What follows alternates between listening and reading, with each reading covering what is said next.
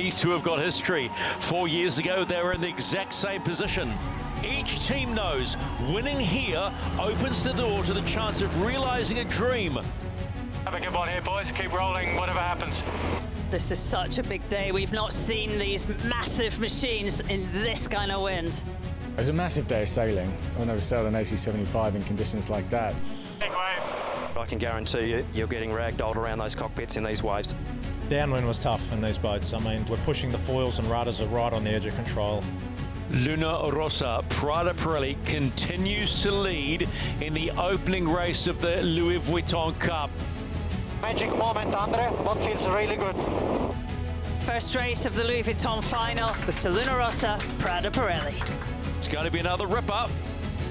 Yeah, let's hit them. This time it's Ineos Britannia leading at the moment. You call it, mate. I'm just locked in. Yeah, nice. Luna Rossa Prada Pirelli, they just can't catch up. We both left the water one-on-one. Ineos get the win in race number 2. Top end conditions, very, very tough. We are all locked up after the opening day of the Louis Vuitton Cup final. It's got all the makings of being an absolute classic. We've got a fight on our hands and I like fighting. It could be a fight all the way, and if that's what it takes, then so be it. Buenas tardes. All eyes are on Barcelona as the world's best sailors take flight in the AC-75, the sport's fastest yachts. It's race day 2 in the Louis Vuitton Cup final between Ineos Britannia and Luna Rossa Prada Pirelli. Day 1 saw wind at the upper limit and our finalists ripping around the course at 50 knots plus. Every ounce of concentration and focus are needed to grab a win. And these two old foes enter the day at 1-1. So get ready for an epic battle. The winner of this showdown will be able to lift the Louis Vuitton Cup high. Win this and you become the rightful challenger against the defender Emirates Team New Zealand for the old mug. After the opening day of race, the honours are even. 1 win apiece, a 46-second race win to the Italians in the first and just an 18-second victory to the British in the second. The magic number, 7 race wins. 2 more intense races are set down today in what's predicted to be lighter conditions. Britannia will have port entry in race 3, the Italians starboard. Then they swap for race 4. Little fact for you, port entry got both teams on the scoreboard on day 1. As is customary, the dockouts where the fans get to say farewell to their heroes before they go into battle mode, with autographs being signed, comms being checked, and just little high fives, low fives, whatever the friends and family want. Ben Ainsley, what's going through his head right now? A lot, probably, because there's a sense around the British encampment that maybe that 173-year wait could be over. Luna Rossa Prada Pirelli, they've been here before. Remember, this is a repeat of what happened at Auckland. They got that one 7-1. Keko, happy as always. Jimmy Spittle smiling, but game face on. What will unfold today out in the water? Well, why don't we update race conditions with Shirley Robertson in just a moment as we see another way to take the marks out. Not bad. Okay, here's Shirley with the race condition update. We've already seen how equally matched both AC-75s are in the upper wind strength, but for round 2 of this battle of the AC Titans, Barcelona has a new test in store. The wind is slowly rotating round to the south and will build to just 6 to 8 knots, making staying on the foils the key concern. It's likely to be unstable and hard to predict, but not for us watching, because for this America's Cup, we can show you real-time wind across the racecourse with the brilliance that is Cape Gemini's Windsight IQ. Laser radar systems tracking the microscopic movements in the air. Well, for each head-to-head race, it is a battle of control and skill, with the boundaries pushing the boats back together, forcing multiple high-tariff manoeuvres, both upwind and downwind. We have 3 laps for the course today, and our teams will be trying to find the best of the conditions in this new light wind direction and fighting to claim it all for themselves. So let's go racing. Ineos Britannia, Luna Rossa Prada Pirelli. Ineos Britannia seem to be able to deliver pace in all conditions, and coupled with increasingly faultless execution, there's now a mounting confidence in the British camp. Led by the most decorated Olympic sailor of all time, Ben Ainslie helms on starboard opposite the composed Olympic gold medalist Dylan Fletcher. The rock-solid performance team of Macmillan and Mon are flourishing. Their relentless demands for oil constantly met by their power team. This time it's Rossiter, Carr, Cornish, all led by Olympic rowing gold medalist Matt Gottschall. The Italian team of Luna Rossa Prada Pirelli are level with opponents Ineos Britannia after race day 1 in Big Breeze in the Louis Vuitton final. They've been pushed to the limit in some of the windiest racing we've seen here in Barcelona. Needing no introduction on the wheels again today, Bruni and Spithill in front of them in flight control is Molinari and Tessé. The power to the sails being provided courtesy of Voltolini, Gabbia, Rossetti and Liuzzi. On board both boats, can't see Ben Ainslie at the moment. We can see part of Dylan Fletcher, and then of course Kiko Bruni and Jimmy Spithill. We are waiting confirmation that we are going to have a race day, because you could ask for completely different conditions to day 1. This is day number 2. Stephen McIver with double Olympic gold medalist Shirley Robertson, 3-time America's Cup champion Glenn Ashby, and former America's Cup tactician Peter Lester on the water. 12:56. They're saying there's a tiny wee delay now in the start. Would you believe, after ripping around at 50 knots 2 days ago, we're now sitting becalmed and waiting? It feels like we're on the edge, like really on the edge. It's a different kind of tension today, and you can feel it actually just looking at the sailors here. I mean, every day in Barcelona is different, and that's, for us watching, that is the absolute beauty of it. We've watched the wind rotate, so now it's sort of in the right direction. We're just waiting for it to build, and there is a high degree of confidence that we are going to get racing today. We might just need to be slightly patient. Yeah, we saw some of the breeziest conditions we've seen here in Barcelona over the last sort of few days, and obviously the crowd's super keen to get into racing just as much as we are here in the commentary booth. And the wind the other day, we actually tripped the upper wind limit of 21 knots in racing the other day, and now we're sitting at the bottom end of the wind limit, but all confidence in the fact that the breeze should be coming, and we'll get some racing in hopefully very, very soon. We use confidence a lot, don't we? The fleet, or the flotilla on the water following, has increased, and this is the second day of the Louis Vuitton Cup final. You can tell that interest has suddenly gone right up a notch, and there's crowds now waiting to find a spot to watch how this one will unfold. And confidence is a funny one, right? Because we know that these magnificent sailors have to get everything right, but now they have to. It's a total reset in different conditions, isn't it? Because some are good in some conditions, some are not so good in different conditions. And again, it's a conundrum, isn't it? It is. One of the big things is it's actually how you mode the boats. And we see both boats there, they'll be on their big sail plan, so on their bigger M1 main sails, that's sort of up around the 145 square metre of area mark, and both on their J1s, which are the jib ones, or the big jibs. And the biggest differences, if you like, is how you actually set up the hydraulics and the systems for the boat going from really windy conditions. You've got your settings for that, and then you've got to completely remode the boat, the same package, which has to be measured in, but for completely light air conditions. With all this tech, I go back to 3 days ago and the press conference, and Ben Ainslie saying, basically saying that they're so different, these boats, and it's the human element that will be the difference. You've got to still sail these boats, right? Yeah, and there'd be a lot of chat going on now about the pre-start and staying on the foils and the strategy. And I mean, it's so different to doing it in 20 knots. You know, the execution and the plan, very, very different today.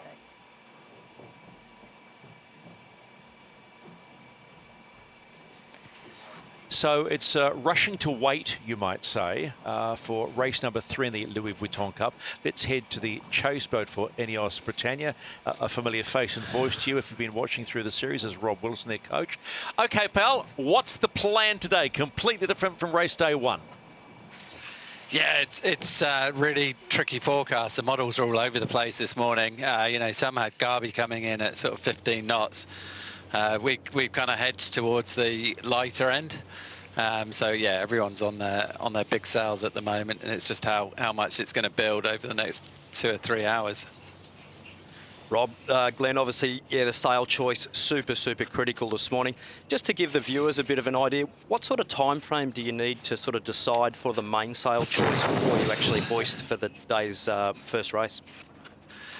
God, like just rough number, like, you know, about half an hour for the changes on the mains. Rob, I've got one more question before we go across to the opposition. What's the confidence like in the camp? There's a real sense that it's building and building at pace. Yeah, like I think everyone's working hard, everyone's pushing forward. You know, they're quietly confident. But on days like today, you never quite know. You've got to stick every manoeuvre, otherwise you get punished. So yeah, we'll just got to sail well, do their job. Nice fence sit, mate. Appreciate that one. We'll talk to you again, and good luck for today. Thank you. Let's go on board the Luna Rossa chase boat, and our good mate Philippe Presti joins us right now. I'll start the same way. 48 hours in completely different conditions. How's the feeling in the camp right now? Well, you have to shift very quick from super heavy marginal condition to super light marginal condition. So, but yeah, we're feeling good. You know, beautiful weather. The boat look good. So we're looking forward to great matches. Philippe, we were just saying it's a different kind of nerves, isn't it, on a day like today? I mean, you're a match racing specialist, the match racing coach in the team. How do you approach the pre-start when it is so light and there is so much jeopardy? Well, basically these boats generate heaps of bad airflow behind their sail plan. So the main goal is to visualize this airflow and avoid it, because if you try to maneuver in the flow or build the speed, it's going to be just a disaster. So, you know, the play is really have a mental game. So you look at the trail of the boat and you try to understand where you can put your sail in and fill them after a maneuver. After the opening day of racing, Philippe, we think back to Auckland and solid winners there, but do you think it is much tighter? How close do you think this series will be? Hopefully close, hopefully close, because every time we have a close race, we're learning stuff, and we really want to be well armed when facing Team New Zealand. So every learning opportunity is really fantastic. So we close doesn't really matter. We love to fight. We love to. It's a great game. So you know, we're looking forward. Okay, thanks for your time. We will be talking to you again when you get racing. Hopefully that's soon. Philippe Presti, coach on the Luna Rossa Challenge. Love that, don't you? Like a close race, because we're constantly learning. Those close races, Shirley, are sometimes where you learn the most about your opponent. And if you're going to be lining up against the defender in another couple of weeks' time, you're going to want to be absolutely on your A game. So the crowd enjoying the show thus far. They'll be hoping the breeze comes in as much as we do. Not quite there at the moment on the wind limit. Yeah, well, these Luna Rossa fans will know Luna Rossa has already been in the match twice before. This is their sixth challenge for the Cup. You know, they want to make sure if they get there that they're absolutely ready to fight with Team New Zealand. So, as Philip said. Well, you know what, we talk about what they can do in the 24 to 48 hours between races, you know, Shirley and Glenn. And the one thing I'm always mindful of is the minutiae, the little things. You talk high modes, low modes, what are they doing to the foils? I mean, where are they at, do you think, at this point, development-wise? So probably even 2 days before the windy race day, they all already would have been preparing for this light air race day. So they're already 2 or 3 steps ahead of the game, and that's where your meteorology team really key in forward planning what's coming up in front. So for all the hydraulic servicing, all the adjustments, the whole setup of the boat goes through a whole program and regime of basically morphing itself as it goes through the actual regatta. So all the adjustments, the fine tuning, the electronic tuning, all the hydraulic tuning, that all needs to be done the days before, the night before. The boat needs to be configured for those conditions that you're likely to be sailing in.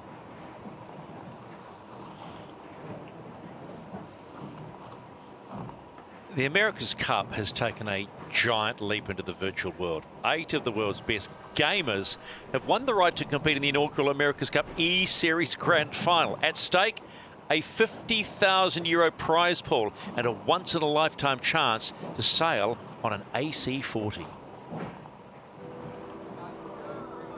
The America's Cup E-Series is a sim game that the defender Emirates Team New Zealand made public for us to play.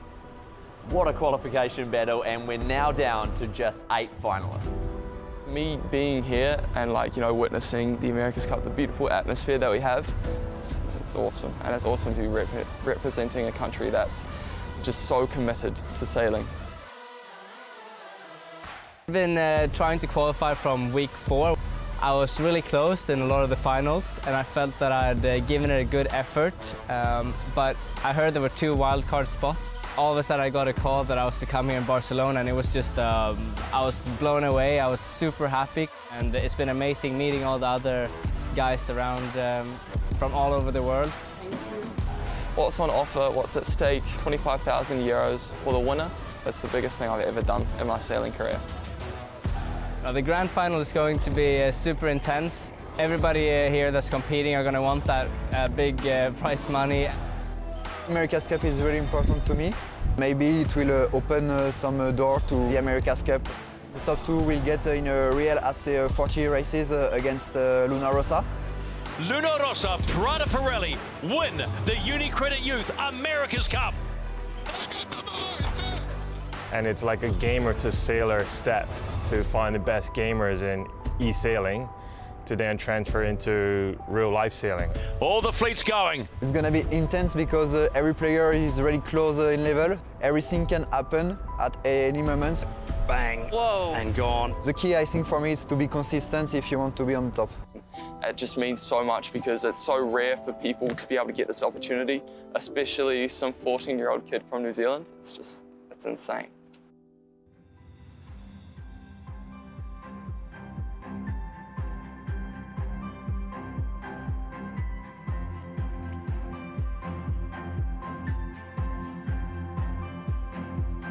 So the gamers are ready. If you join us, we'll be talking about this E-Series final. And look, if you're lucky enough to be in Barcelona, they're taking centre stage at the America's Cup Race Village tonight at 9 o'clock. Admission is free, so you can head down there to watch the world's best virtual sailors make history. It's also live around the world on YouTube and Twitch. Hey, I wonder how many of those sailors will actually, or young men will end up actually being on a 40 or a 75 in the future, because that's where it's potentially heading. Because we've seen it in the motor racing world. You can go from a gamer into a car. So it'll be interesting to watch that development unfold. Yeah, the physics modelling behind that AC game is the same physics modelling that actually goes into the real life simulators. So all that work that's been done over the years in developing that simulator is now in a game which everyone can have a go of. So really, really exciting, and the boats are unbelievably realistic for what they do. So yeah, really exciting progress going forward there for sure. They should have a grand final with the winner. The winner plays Marco Gradoni, the ultimate prize. If they do well, there's the Australian women's team out getting ready for the inaugural Pooch Women's America's Cup. How cool is that? And we know what the young Australian youth team did. Certainly hoping that we get as much entertainment out of the Australian women's team, because they are all very face forward and ready to do. That's not too far away. Early October, that starts live around the world. The inaugural Pooch Women's America's Cup. So just a note, if you can see the clock at the top left of the screen, we are delayed now till 2:30 start local. Have a nap, Jimmy. It'll be all right in the end. So 2:30 start expected for race 3 in the Louis Vuitton Cup final here on the waters of Barcelona. Big crowds in. Big crowds in. Lots of Italian flags.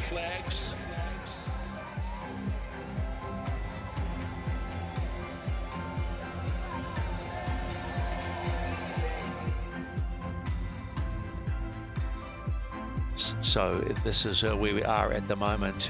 Rushing to wait. It's a television term, actually. You hang around a long time to do something and then it doesn't happen. Right now it's not happening weather-wise. Emirates Team New Zealand, the Defender, have been out on the water as well. I think I saw also Orient Express Racing out there as well. And a Lingy Red Bull Racing going out for a sail as well. So Emirates Team New Zealand will be quietly taking a close look at this Louis Vuitton Cup final, because one of these two boats, Luna Rossa Prada Pirelli or Ineos Britannia, are going to be the official challenger come October the 12th. Ah, our good friend in the British cap and the waistcoat is back. There you go, pal. Give us a wave.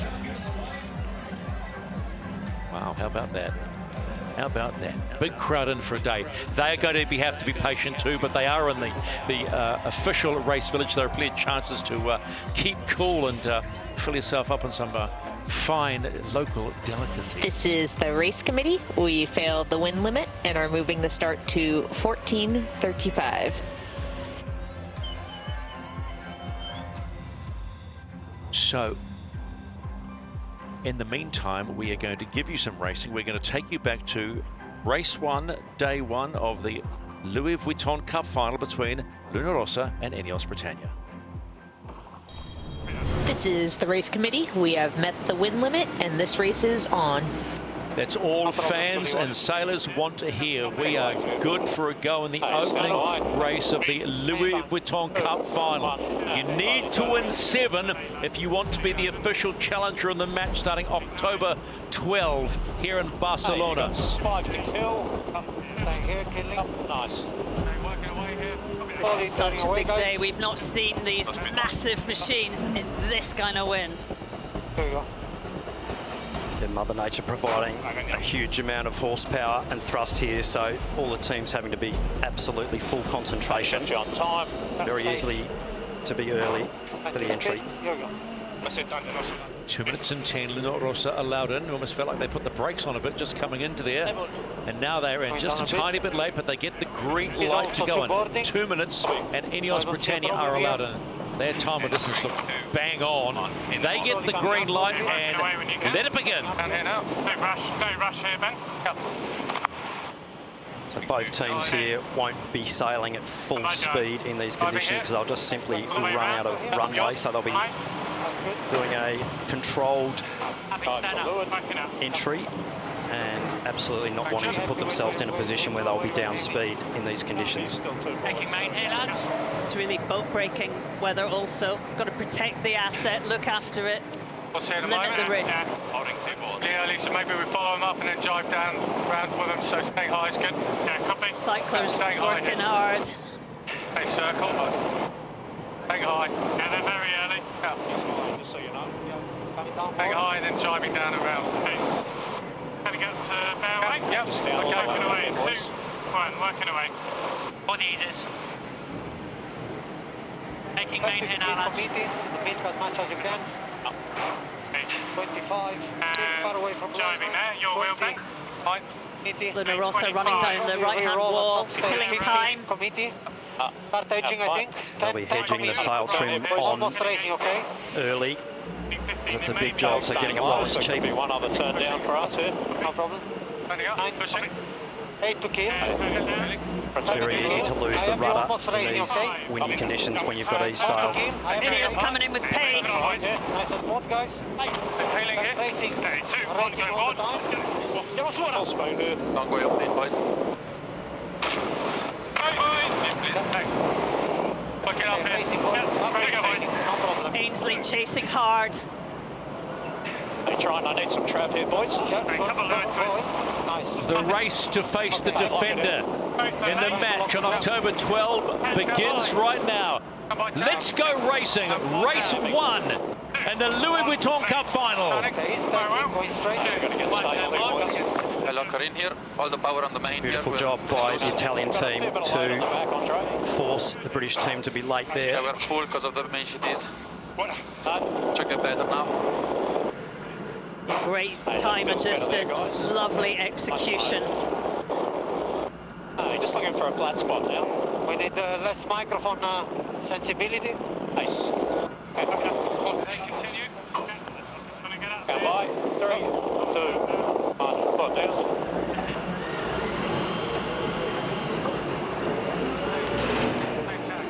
On to chase zero, all very gentlemanly that start, Peter. Luna Rossa were dominant there. They got their time on distance perfect. I thought the way they just used the boundary at low speed was really the key, and it just set them up that Ineos were always pushing from behind, but they were pushing always a bit late. So first blood to the Italians. They're going to be strong here. I think we just normal BMG.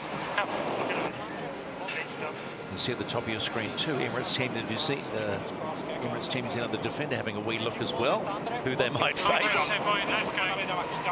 Coming up for the first cross here. We are enjoying the interview as well. Just a reminder, if you are new to this America's Cup coverage, the green circle means that boat has right of way. Still a lefty, so I think right turn.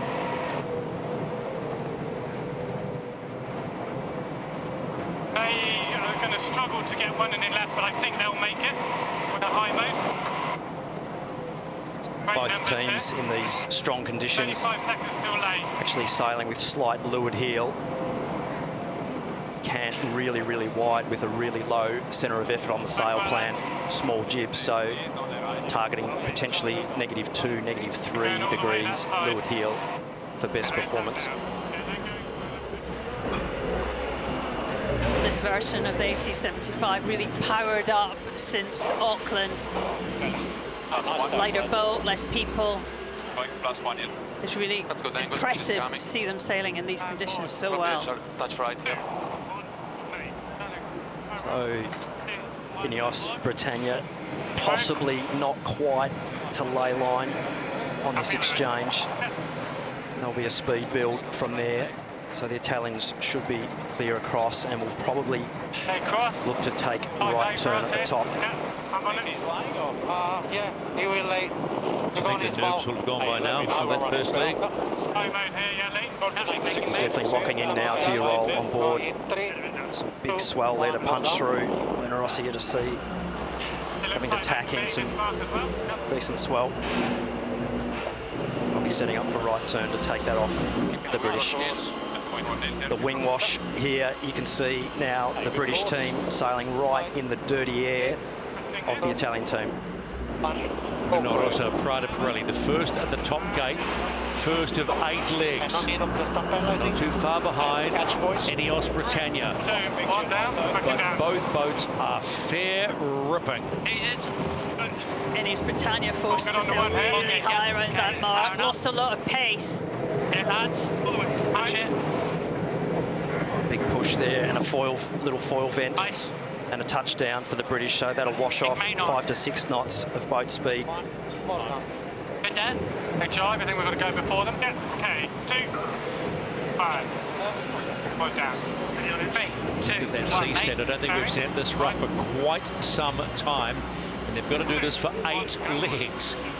This is the second, the first downwind leg. And look at the speed that Luna Rossa is pumping out. Long dive here, guys. Just under 49 knots. My word. Yeah, when you're doing nearly 50 knots, it doesn't take you long to do a leg.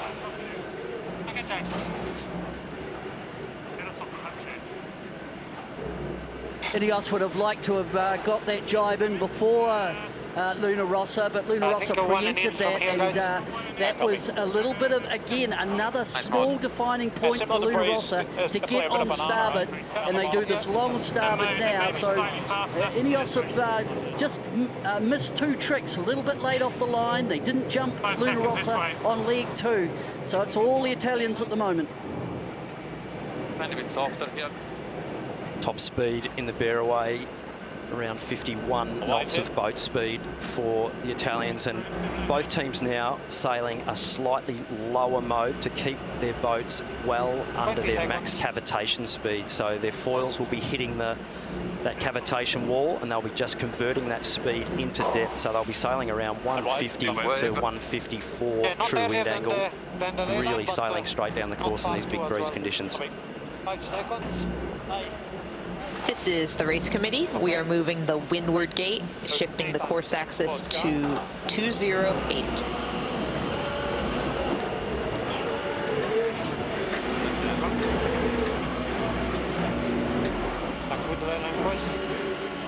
We are 2 bar, guys.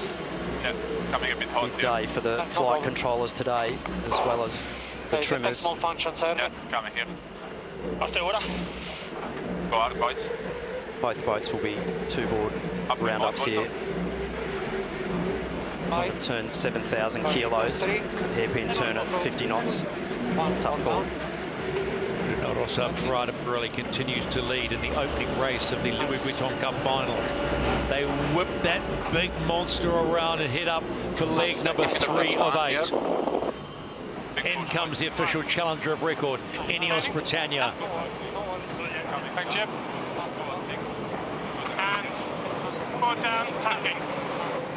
Straight into attack, the British team there, washing off a bit of speed there, straight through the swell. That's a huge, huge slowdown for the British. You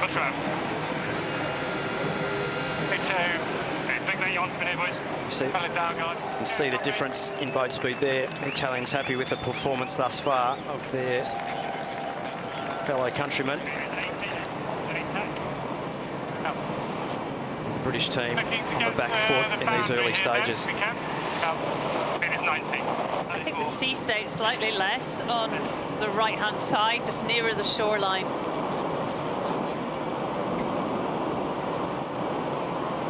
Just having a look at the bow strake on the British team. Possibly a slight change there to their skeg underneath the bustle, underneath that middle part of the boat. Both boats have been in the shed much of the week. I'm sure there's lots of tweakments gone on.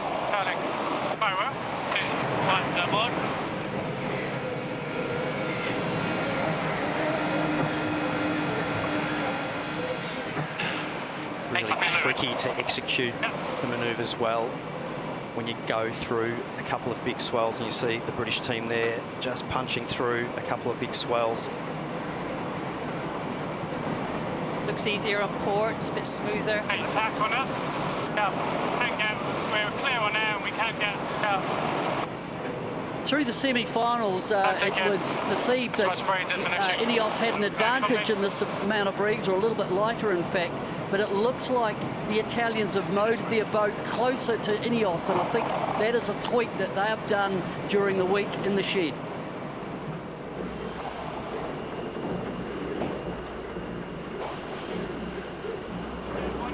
Nice locking in here. I think we go, just... I think a little... Go this way. Slightly different twist profile on the British compared to the Italians on the mainsail. Very good tack, boys. It's a beautiful tack. Very, very nice coast.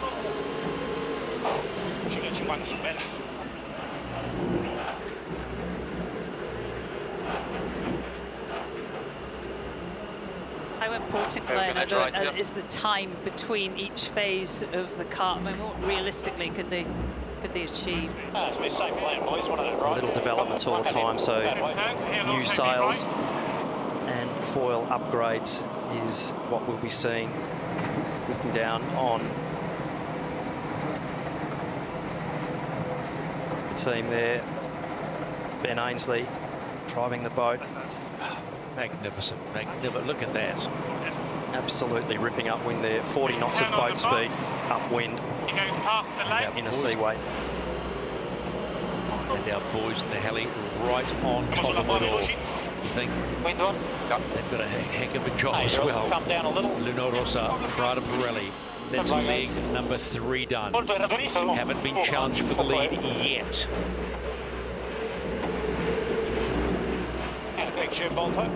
52 knot bear away, 97 kilometres an hour in big waves, so Luna Rossa having to consolidate. Away. Ineos Britannia. They will now complete 3 legs of 8.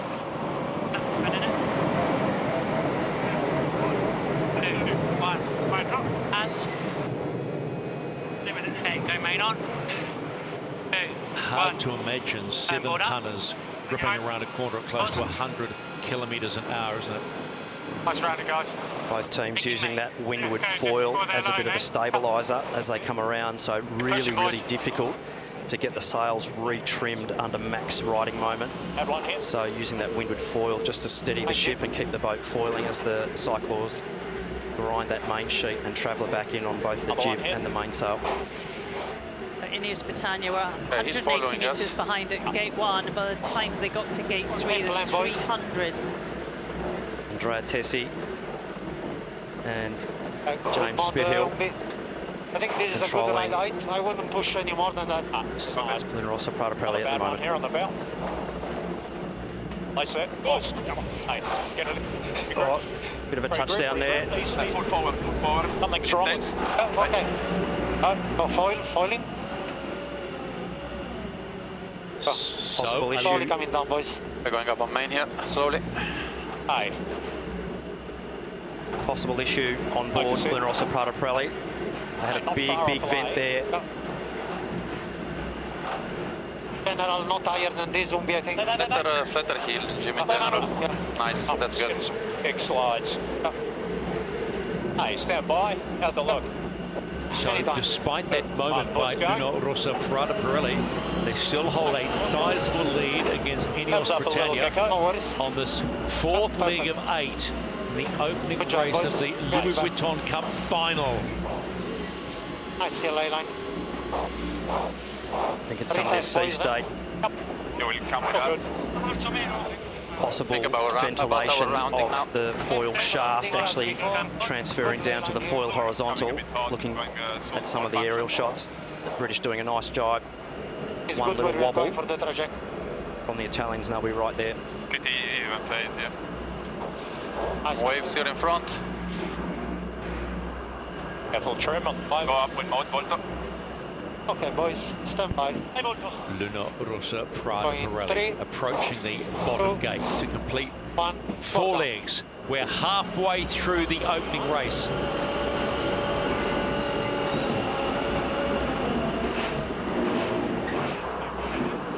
Be going.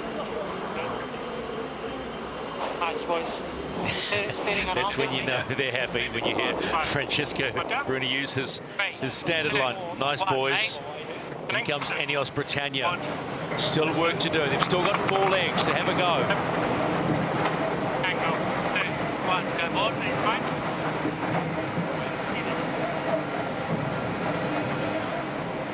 Just a slightly wider turn there from Ineos Britannia, so not apexing that turn as well as they would have hoped.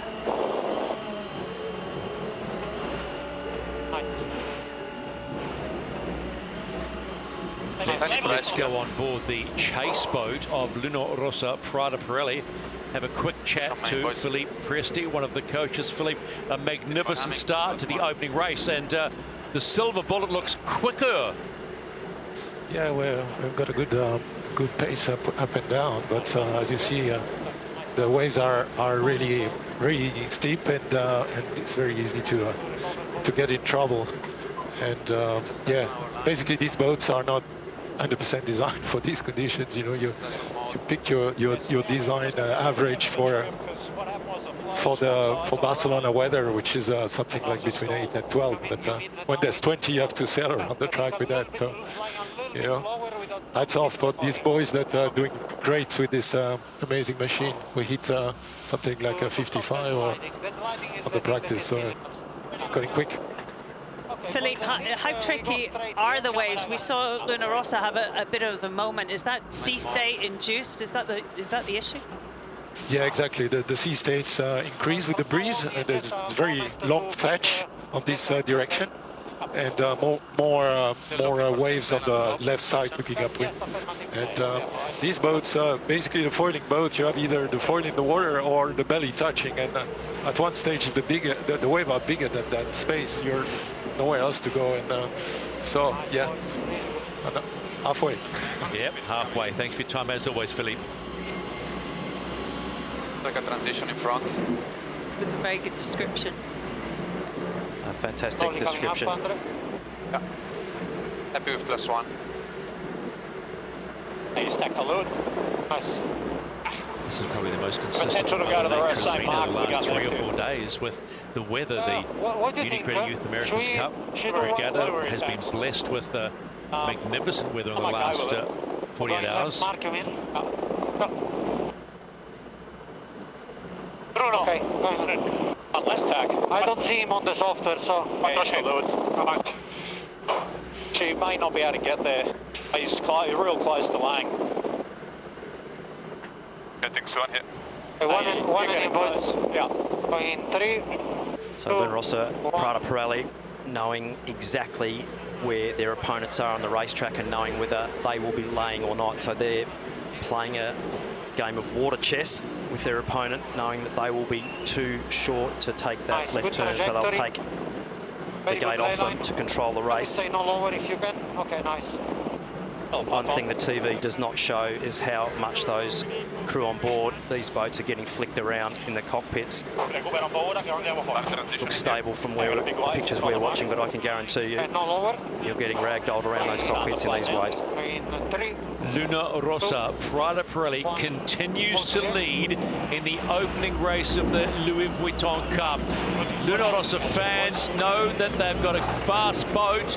They've still got 3 legs to go. I try and lock it in here. The British having to do another manoeuvre here. They're not laying that left turn, so they'll be tacking and splitting right turn. Here's Britannia. Final tack to complete 5 legs. And they have done nothing wrong. They have just sailed their boat. It is quite amazing. It's been good defending by the Italians, great positioning. Always forcing Ineos Britannia to sit in dirt or to understand the ley line, and 20, 30 meters here and there, they all add up.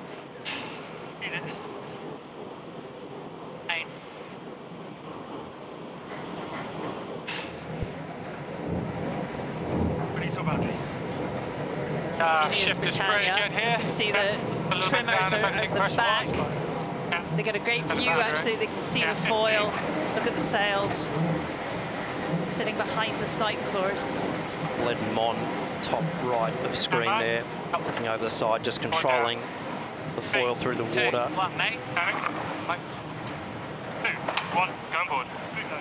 Handing over to Lee McMillan.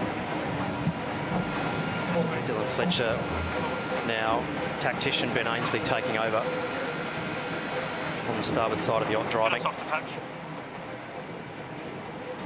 The drivers now have so many roles. Not just about steering the boat, you only do that half the time. Strategist, tactician, so they're going to the set whole up for thing. that. They're obviously liking that left turn, the bottom, pretty even. A little more increase in 3. This is the race committee. We are moving the windward gate, lengthening the course to 1.9 nautical miles. Good model, definitely better than before. Both teams opting for a slightly more bow trim in these wavy conditions, so no more trim, just be careful here. trying to keep their foil flaps a little more raised at the back for cavitation purposes, so the more flap up you can be at the back, the better you are for cavitation. Getting close, and 2. 1, boards down. You can see there the bottom of the bottle is in the tops of the waves. No problem.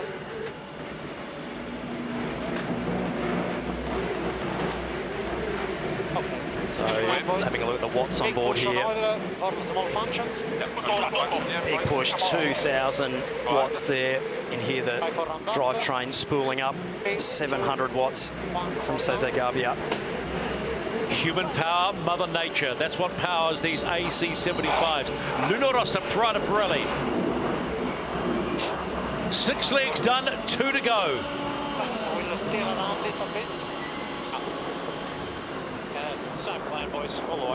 Big trim to get those big twin skin mainsail sheeted on, super highly loaded in these conditions. Max main sheet, max cano, everything pulled to its limit on the structural limit. Ineos Britannia seemingly powerless to try and drag in Luna Rossa, Prada Pirelli. Rita's done 6 legs. And I should say that Rita is the nickname of Ineos Britannia. Perfect. With this. Got an opportunity to get out here. On board the chase boat of Ineos Britannia coach Rob Wilson joins us once again. Nice to talk to you after a week off, Rob, but this one looks pretty tough. Yeah, for sure. You know, they just got the better of us on the start, and then it's pretty hard to get.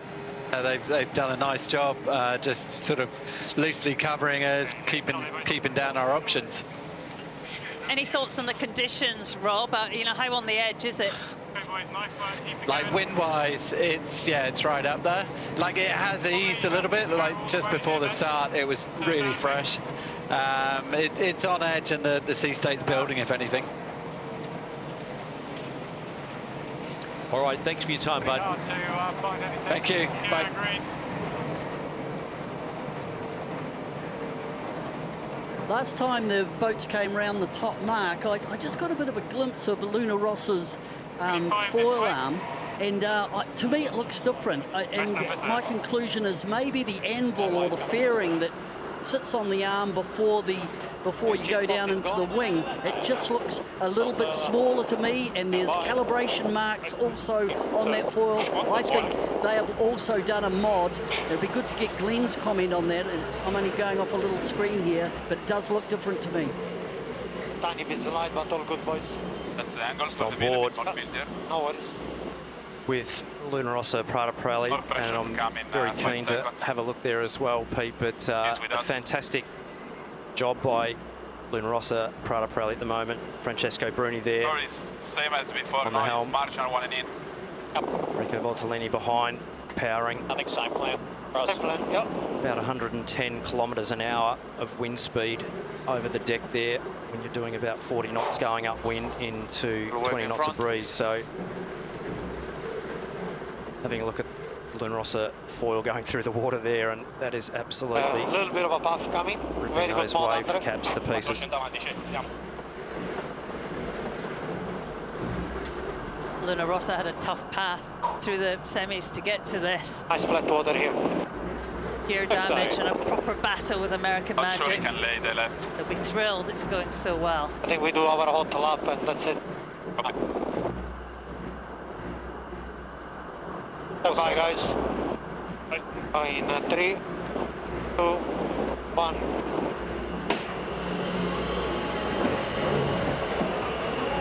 Fantastic audio inside the actual boat of Luna Rossa Prada Pirelli there, the FCS system, or the foil cant system, a one design component for all yachts, so you can hear the valves and the pumps working there, the accumulator filling up. That's a new microphone. We've not had that before. Where is that? That is the inner Your workings fingers on the stumper if of needed. the beast. James Spithill looking to get a nice smooth turn in here to take a left turn at the top. Okay. And smooth as what Luna Rossa have been. A couple of wobbles, but apart from that, they have not relinquished the lead since the beginning of this race. They are on the homeward leg to try and bank the first of 7 potential points. Remember, 7 wins gets you in the match. Okay. On the rudder. Nice conservative bear away, but still a little skid there on that rudder.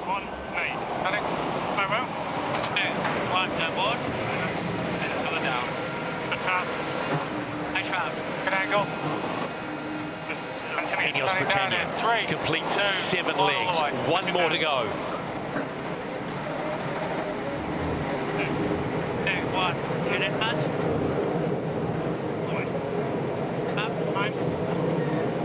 Big cavitation there on the British foils as they punch through the power zone. Absolute max speed. Big main on now.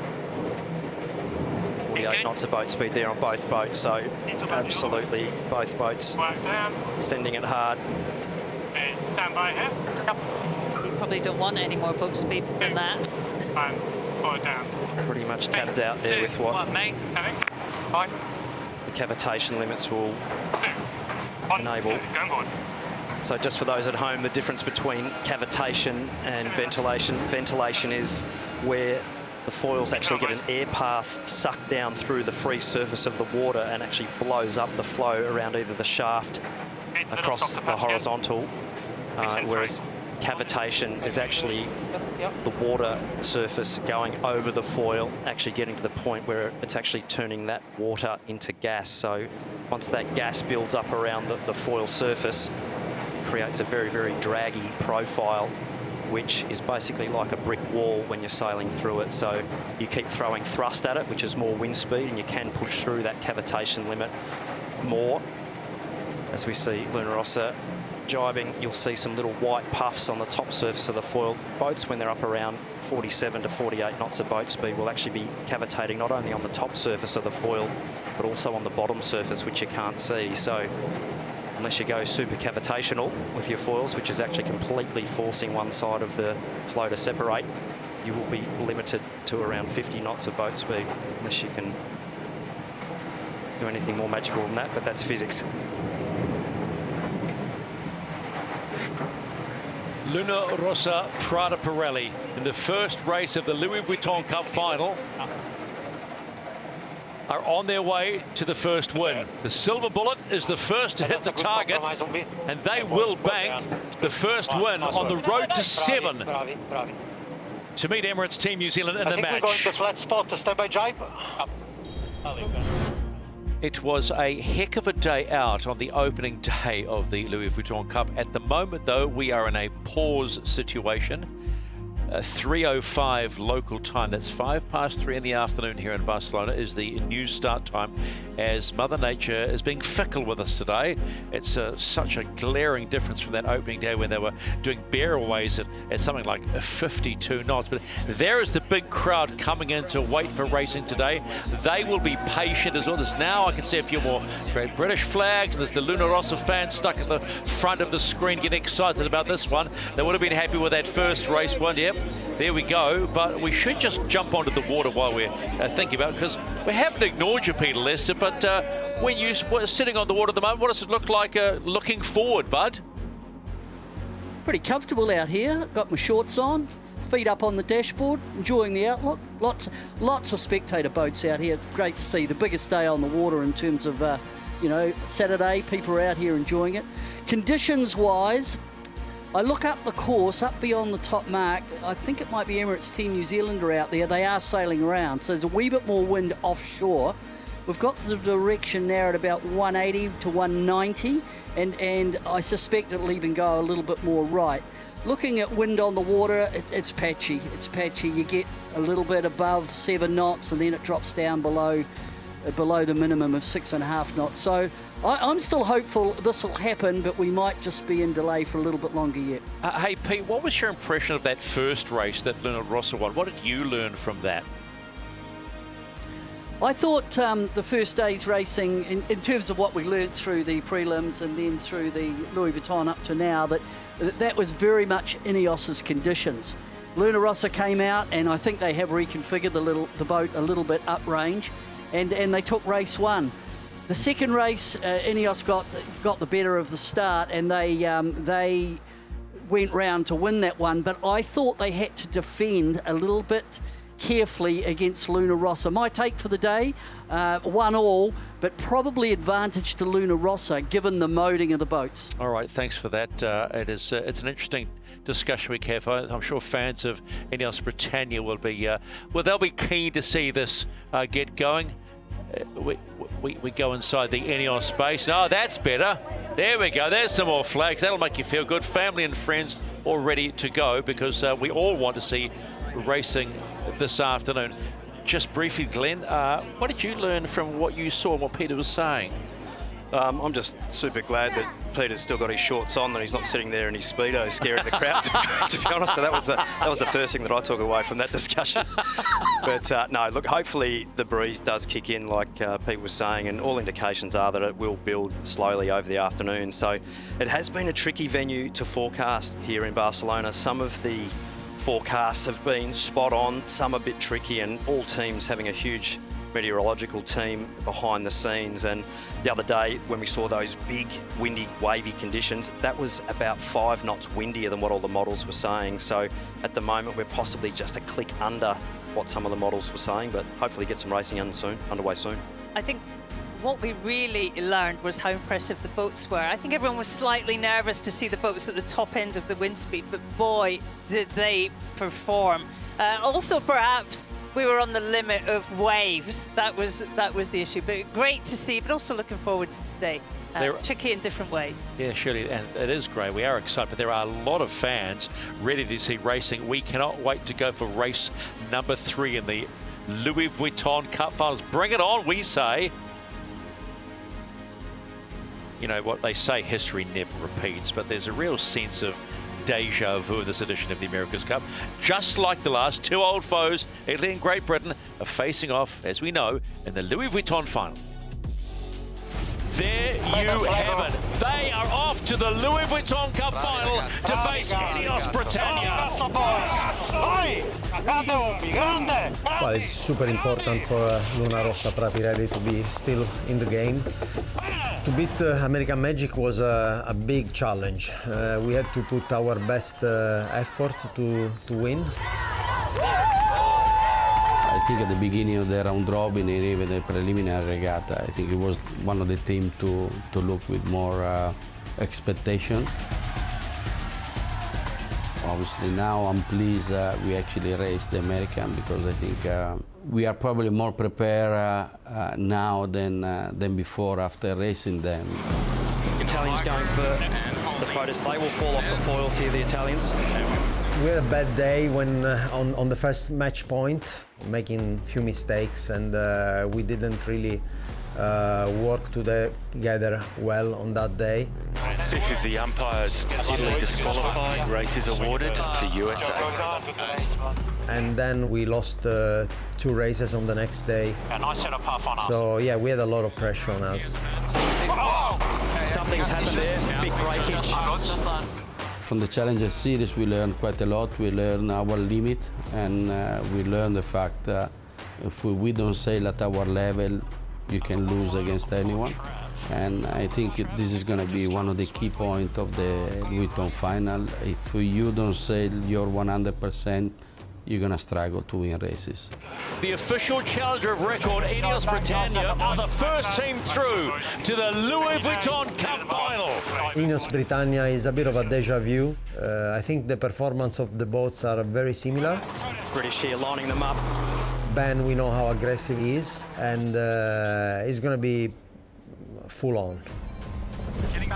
I mean, if you look the past campaign, everything is the same, no? We lost the round robin against them. We went in the semi with American Magic, and then in the Louis Vuitton final with Ineos. So hopefully we ended up in the same way, but who knows? Ineos Britannia, they have got the afterburners on this afternoon. Nice guys. I think it's going to be way harder than last time. I think they're way more prepared. They have a pretty fast boat, and they put together a strong sailing team, so I'm expecting a big fight in the water. Luna Rossa Pirelli, they get win number 3 in the Louis Vuitton Cup. We know that Ineos Britannia is beatable. There is no team here in Barcelona that is unbeatable. Oh, big touchdown there, Emirates Team New Zealand off the foils.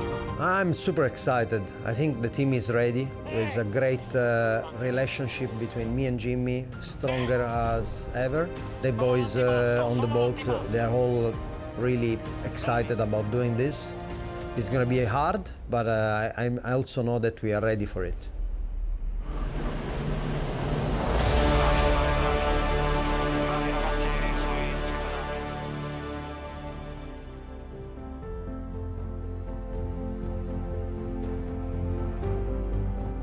Wherever you are around the world, this is race day number 2 of the Louis Vuitton Cup final between that boat there, the Silver Bullet Luna Rossa, and Ineos Britannia. They are tied at 1-1 after race day 1. We are struggling to find wind, but Shirley, you've been talking about the wind and updating everyone. The trend is we're right on the edge, aren't we?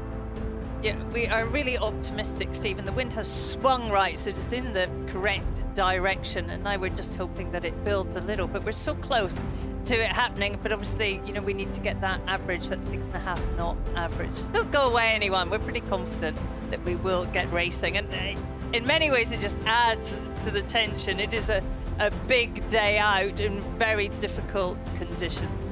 Just noting the white line that you see at the bottom left of your screen is the average at the top marks. The green line is the average at the bottom marks. The limit we are looking for, the number we're looking for is a constant average of 6.5 knots. We're not going to get 21 today because otherwise we probably wouldn't see half that spectator fleet out there because they probably went out to manage it, right?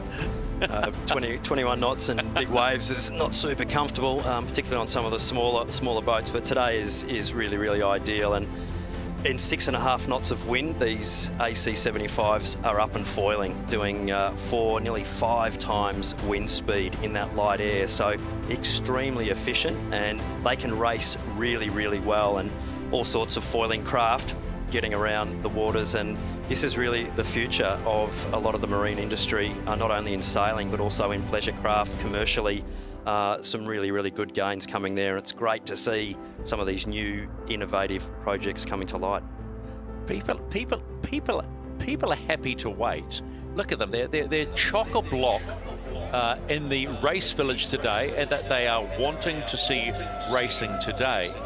Can you imagine being on the boat and just sitting going, we want to race, and knowing you're locked up after one day. You've already, the bar's been set. This is going to be tight. Yep, yeah.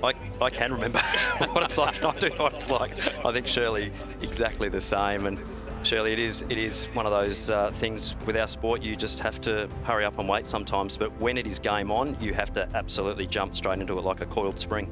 Yeah, because they've not got much time either. There's Jim Radcliffe, the boss of Ineos Britannia, and sit beside him James Allison, who's the chief designer at Mercedes. He hasn't actually seen the boats race, so he'll definitely be hoping for a bit of wind to come. But you know, when we hear the go, they've only got a few minutes, so actually you've got to be running through the strategy and the plan all the time. So in your head, you're not relaxing, are you? You're just keeping it all going. Yeah, it's one of those days when the conditions have changed from that 21, sometimes 22 knots that they were racing in the other day to barely there. But I suppose that the key thing to all of this, Glenn, is even then, as opposed to now, you've got to make the right decisions at the right times. Absolutely, and all the teams will be running through their schedule. There's, potential battery changes due for down the track. They'll be monitoring all their temperatures. A lot of the systems are all running downstairs in preparation for the boat. So a lot of pumps, a lot of fans, a lot of temperature sensors. With not a lot of airflow over the boat, the radiators are having to do a lot of work at the moment to keep everything cool. So, as we have said before, rushing to wait for race number 3 and the Louis Vuitton Cup final. Look, the American Magic folks are still here, and we're happy to have them here as well after their performances in both the UniCredit Youth America's Cup and, of course, the America's Cup as well. So, in the meantime, let's take you back to race number 2 the other day. Remember, Luna Rossa Prada Pirelli had won the first one. Now this was the second one. At the moment, it'll be port entry from Ineos Britannia, starboard entry from Luna Rossa Prada Pirelli. Hold on to your hats and everything, because it's going to be another rip up. Back waves here. So we're right at the top end of conditions for an AC75. This is going to be really exciting racing coming up. Been good here, all good. 2 minutes and 10 seconds they can come into the start box, Ineos Britannia. They have perfect time on distance. The green light is there, and they are in tiny bit late, but that's okay. 2 minutes, it'll be Luna Rossa Prada Pirelli. How far behind are they? They're quite a bit behind that 2 minute mark. Backing up in 2.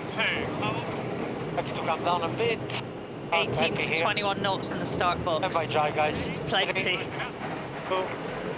I'm happy to drive here. There you go, turning. Perhaps up. Yeah, both teams definitely backing off in these rougher conditions. So entering 2 boards down, really trying to look after the assets here. A lot of racing to come down the track. When we get close to start time though, you will see the throttles get pinned. They will be off. Got that right-hand bias on the start line. We might see them fighting to be to the right. The British opting for the tack bear away jibe, so killing time by circling. Wouldn't be surprised if we saw a similar program for the also part of Pirelli start as per previous. Nice big coast downwind in these conditions. Time on distance. Putting the pressure back on the British to make a call whether to jump or push. He's going inside. Getting 22. My right turn here. Holding low if we can. 15 committee. Those yellow marks in front there are actually the bottom marks, so start line well up to windward of both boats. 7. They turn up. Showing up hard, boys. Racing here, racing. Go hard here. Big push. Not killing much. Feeling. Full speed, boys. High balanced. Not much time to kill here. They need to get going. All the way. It is 80. Possibly both boats late here. Sea state possibly making it hard for the wind instruments to gauge whether they're on time or not. Boys, I need oil. They are also late. No problem. We are same. We have a green light and we are go in race 2 of the Louis Vuitton Cup final. Good mount, guys. Slightly lower. GBR was fractionally closer at 56 metres, so a lot further back than we're used to seeing them. Good VMG to us. Alrighty, and a little load on the back. Similar speeds, slightly lower. Can't get enough traveller up. Copy. Can't get any heel. Big push there for the cyclists on that exit. No, I can't get the heel in blood in. Fuck. Okay, he's going to take on the bomb. Yeah, stand by. Okay, board down here. Big wave. 2, 1, mate. Turning. Very well. No problem. One more here. One more numbers. So both boats executing their tacks. Little touchdown there to Luna Rossa. Both boats sailing clear air. Just going out here. Very even race. Always +1. Let's go to chase 0. Peter Lester. Nice guys, normal numbers here. We just get speed first. Yeah, real even start, and Russell Prada Pirelli able to live thin on the hip of Ineos all the way to the boundary. Now this will be as long as it gets in terms of testing all the way probably across to the right-hand boundary. So this will be a good judge, this one, of who's got the pace. They look pretty even at the moment, and Ineos have just stretched out to 9-metre advantage, so they're supporting Ineos. Will be happy to look at those numbers. Very similar performance of him. They go board down, we will go board down. Board down. A slight advantage, as Peter mentioned, to the British team there. Both boats 40 knots. Both boats speed 39, 40 knots, so charging into this swell. We will match them on the tack. 35 to boundary. Currently we are crossing. Still pretty strong to windward, so I'm thinking we're going to go early kick up. I think any time. 3, 2, 1. Okay, board down. Moving. 2, 1, 8. Too late there for the British to hit, for me. They've managed to just get it off in time. Very fast move. Beautifully executed manoeuvre there by the British. When Rossa Prada Pirelli having to get out of that wing wash, dirty air off the back of the British team. So great job by Glenmont and Ben Ainsley there. I think we go straight. Green. Right, a little more breeze, 15 away. Nice lad, lock it in, great work. 10 seconds on the box here, bud. So the extra manoeuvre having to be done by the Italian team, so it will be an advantage to the British, who are sailing beautifully. 1 knee. Turning. Very well. Going straight here. Pressure on the bow, no problem with him. Right turn, guys. Ineos Britannia with a clean first leg, and they will take the advantage in the second race of the Louis Vuitton Cup final. They hit the top gate first. Turning down in 3. Coming in at pace, though, will be Luna Rossa Prada Pirelli. How big will the advantage be? Oh, a little touchdown by Ineos Britannia. There goes Luna Rossa Prada Pirelli. Hey, coming down. Hey, catch.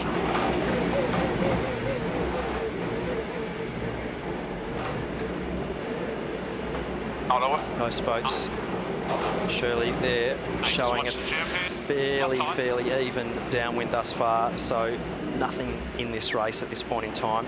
Slight advantage to the British team to execute these manoeuvres very well.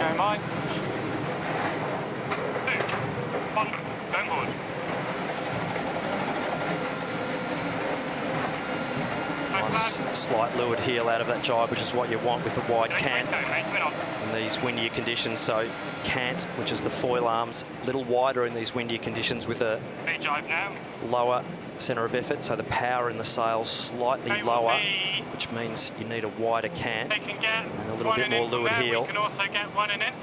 I think at the moment we go for that and assess at the bottom. Late race in 3. Nice, Michael. Absolutely ripping down there, Ineos Britannia. Lighter here maybe for a bit. Anything? Yeah, nice. Yeah. Only 20 seconds sailing on the next jibe. Copy. A lot smoother in Ineos Britannia than race 1. Lay line, sorry. Little softer patch here.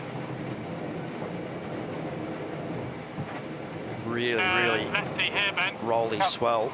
So the flight control is doing an epic job keeping the boats locked in. Nice. Hand out. On to chase 0. Peter, how much can change in one race? Well, yeah, that's right. The boat in the lead has, has that advantage of seeing where the wind is, picking the waves, picking their moment when they can just pull off these manoeuvres, which are so critical. The trailing boat is harder, and we're hearing a big left-hand shift coming off GBR at the moment, so that means that they will be happy with that. That's what they're pushing ahead rather than jibing too early. Stand by here. Anytime. This is the race committee. We are moving the windward gate, shifting the course axis to 212.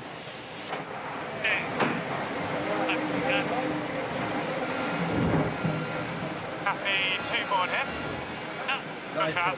So 2 legs of 8 about to be completed, and it's a role reversal from race 1.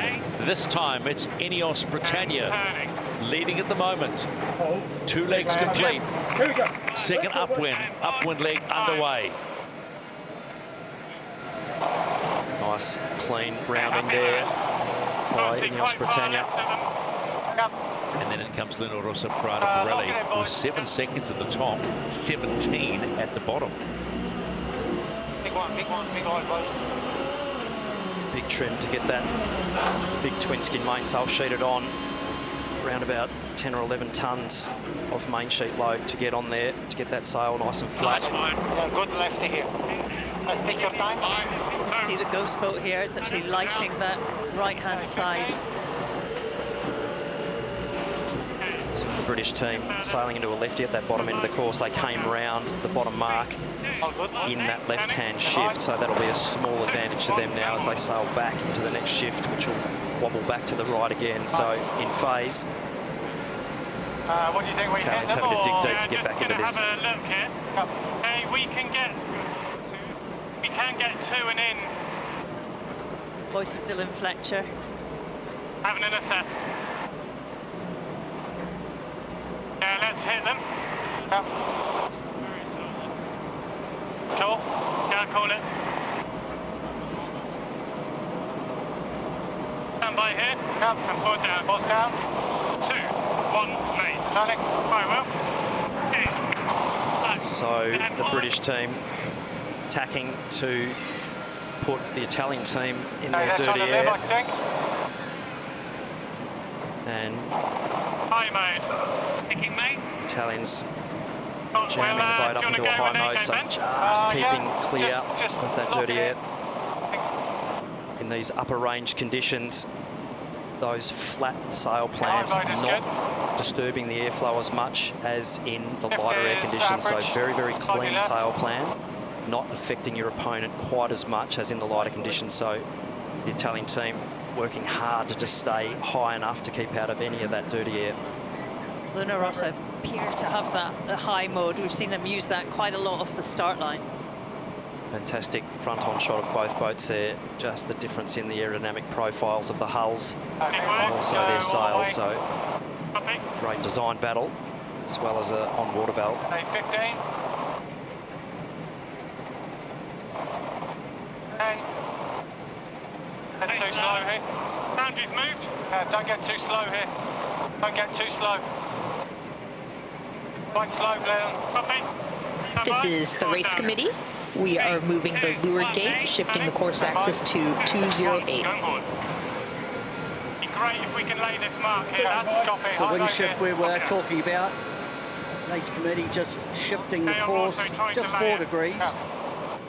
But that was an impressive long port there by Luna Rossa Prada Pirelli. Always a good sign for the challenging boat, the boat coming from behind if you can live thin on the hip. So that was a little bit of an arm wrestle coming up to the top mark for the second time. Luna Rossa actually gained 30 metres, living in not the best position. It's pretty impressive. I was wondering when they're going to attack us waiting. They wouldn't go away. That's a big gain for Luna Rossa Prada Pirelli. Look at the speeds they're entering that top gate out. You can see the third leg. Ineos Britannia though still leading in race 2. But right behind them now, Luna Rossa Prada Pirelli.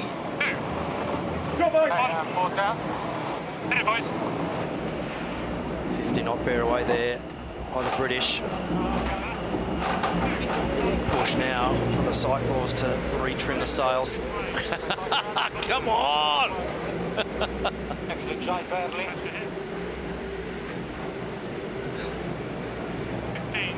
Stand by. Pressure on both of these manoeuvres for both teams.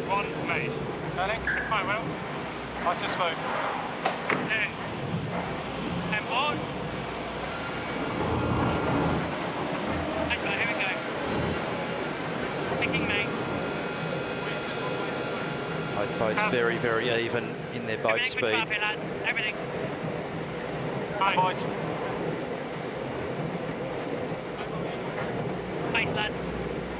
Square at the bottom. On board, Luna Rossa, Francesco Bruni on driving duties at the moment. Both one a little to the right. Similar performance. He's in a little lower mode, but looks similar VMG. I'd say no faster. Copy. Jimmy Spittle painting the picture. Both these boats really lit up down here through these waves. You just see how fast they're travelling through the troughs and the lulls, just blowing the wave tops clean apart. Big wave. You wouldn't want to be sitting on that leeward foil at the moment. The British have a click better VMG, slightly lower. Let's not go straight, right? Yeah. We get one and then 2. Yeah, I'm happy, yeah. Okay, they're going out. We are 6 seconds on the box. Copy. Okay, stand by. 2, 1, forward down. 3, 2, 1, lane. Going. 1, 2, 1, going forward. Let's go. Solid gain by Ineos. Certainly we've seen in previous, through these semi-finals, that Ineos on the downwind legs really has legs, and they've used that to their advantage over Luna Rossa as they come down to the bottom mark gate for the end of leg 4. So this is a real topsy-turvy race, really close. Come on, guys. Wouldn't be surprised. Sorry, Stephen. Again, wouldn't be surprised if we see Luna Rossa take the other gate here. Yeah, Luna Rossa Prada Pirelli are not giving up either way. They're hanging in there. But Ineos Britannia are still leading, and we are halfway through race 2. And just as Glenn says, Luna Rossa Prada Pirelli take the opposite mark. You head up on leg 5. Big push from main here.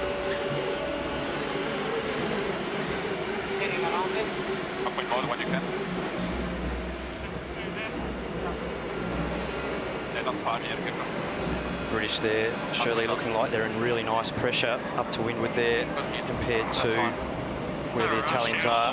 Not many options for Luna Rossa Prada Pirelli to dig their way back into this. The British have put their elbows out, doing a nice job.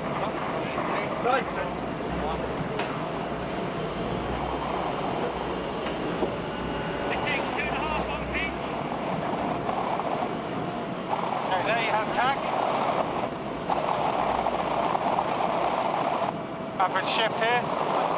Onto the Ineos Britannia chase boat with coach Rob Wilson.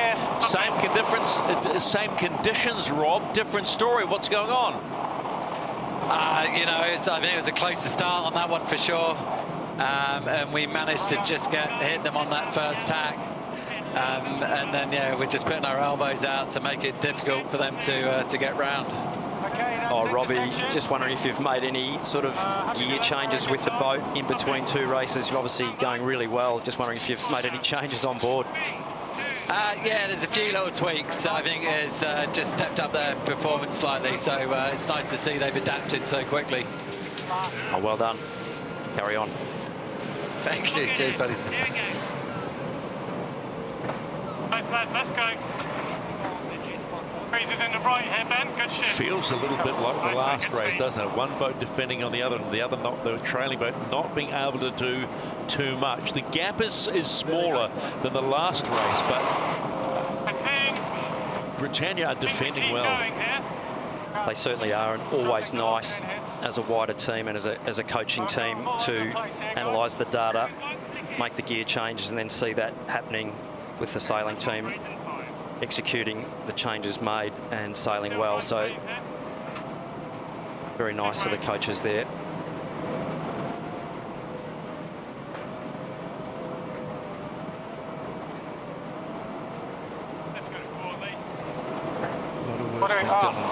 They've gone behind us. Yeah, they've gone behind winds power and human power. So the humans powering approach one and in, and then assess at the top. everything above the deck. Want to go with a big lefty? I think we take it. See some of the numbers there. Basically the yellow and green, so anything over about 240 watts, sort of a big push, pretty much in a straight line. They'll be ticking along, and you'll watch the power go up in the manoeuvre here. It's hard to recognise them with all the sweat, but I think that's Ryan, Todd Hunter and Luke Parkinson pushing hard. Lighter here, guys. Big push there. The blue line, the accumulator, just lock her in, mate. The white line, the wattage. Probably run a couple of washing machines, a toaster and a fridge off what they're putting out at the moment. On that right-hand mark. We are about to complete leg number 5 in the second race of the Louis Vuitton Cup. And this time it's a different leader. It's Ineos Britannia, the official challenger for record. They've got the wood on Luna Rossa Prada Pirelli at the moment. No one has made a mistake. They're just sailing hard. There goes Luna Rossa Prada Pirelli. Catch. Have you just got bored with the drive? Lee McMillan cracking the whip from the back of the boat there. There's 2 cycles in front of him and the 2 on the other side. Saying send it. They need everything in these conditions to trim those big sails back on after having to ease everything quite a bit in these uprange conditions. Ineos Britannia, great pace down the left-hand side of the screen, in more pressure. They are getting absolutely carted down that side of the course, having the option to take that gate and sail the shifts at their leisure. It comes back left a little bit. They've got the bit between the teeth at the moment. There are people going to be sitting at home going, how can a boat go from behind in the first race by, say, 46 seconds to be leading in the second. I mean, Rob Wilson, the coach, they played with some stuff. What do you think they've played with to make the boat go this quick? A little bit more windward when you have it. Yeah, look, there's a few things you can adjust, particularly hydraulic settings and your settings for the sail trimming. That's the biggest one in these conditions that are hard to adjust. So you can actually feed oil from one loaded function to another function. So the mapping of where that oil's all going is very, very important in these uprange conditions. So I'm sure there would have been some trim adjustments there and hydraulic adjustments made. And the sailing team having to then execute well on board to get the best out of the yacht. 25 seconds, I think. This is the race committee. We are moving the windward gate, shifting the course axis to 208 and lengthening to 1.9 nautical miles. Nice push. 10 seconds on the box back. It's looked so much smoother on Emirates Britannia during this race, but also they got a good start. They certainly did. Seeing that foil arm downwind there on both boats. Big suspension arm through these swells, really, really working hard.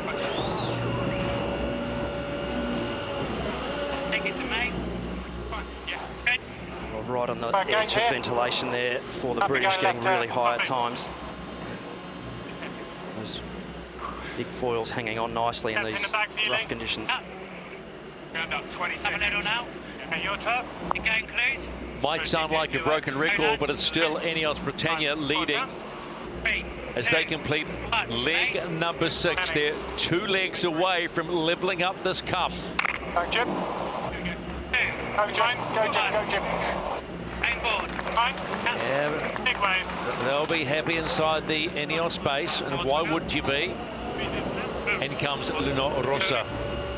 What's the delta? Bottom left of your screen. They're 15 seconds behind. They're not disappearing. The Italian team of Luna Rossa, Prada Pirelli. That was a really solid rounding there. British, though, sailing into better pressure by the looks of things. Tiny build, 1 knot, 39, nice.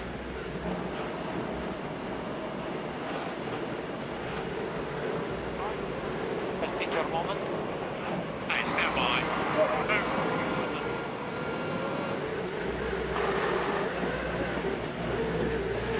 On board the coach boat of Luna Rossa Prada Pirelli, Philippe Presti joins us again. Complete reversal of race number 1. Can you find anything in the silver bullet?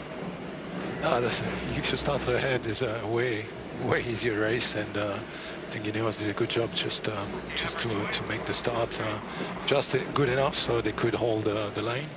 But yeah, well, see, it's not boat speed race. It's really how you handle the tactical situations, and yeah, that's all for Ineos. They did a very good job.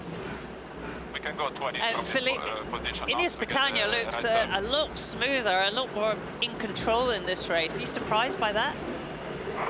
I think this game you learn from, they're good enough to learn from their mistakes, and probably had a lot of feedbacks. And but I think we're close. You know, it still can happen. A lot of things in the next 5 years. Maybe find a flat spot. We go. All right, thanks, Philippe.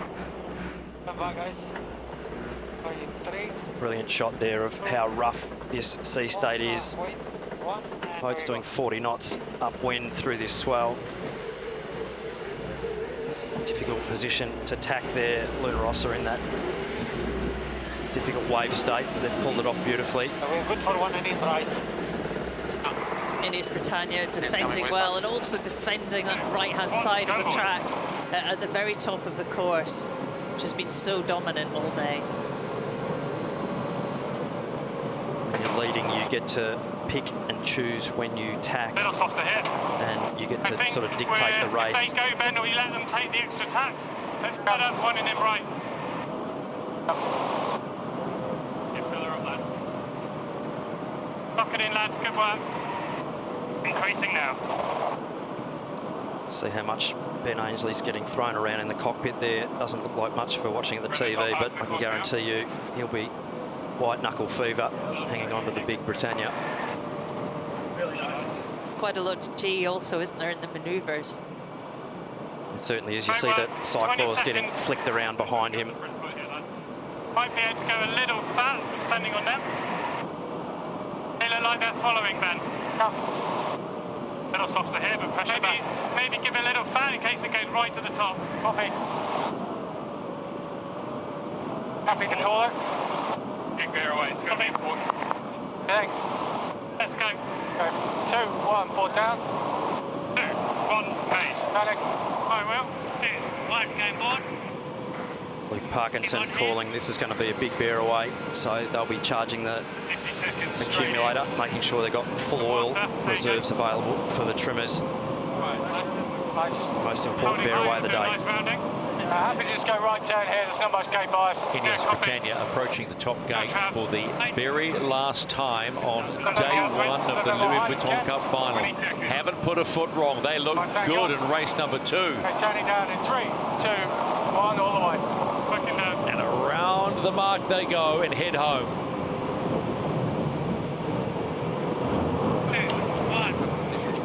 And then it comes Luna Rossa, Prada Pirelli. They just can't catch up. 3, 2, 1, you're clear. I'm catching. That's right. Both boats 50 knots, 51 and a bit for the British. Yep, they're happy, and why wouldn't they be? Quiet down there. Maybe it's full of Luna Rossa supporters. Oh no, there is a smattering of British supporters. So the Italian team looking for a mistake from the British. They keep executing this race like they have been. Surely they'll be in good shape. 16s. Yep. It's down, boys. Dave, follow. Hit me. Gonna get going.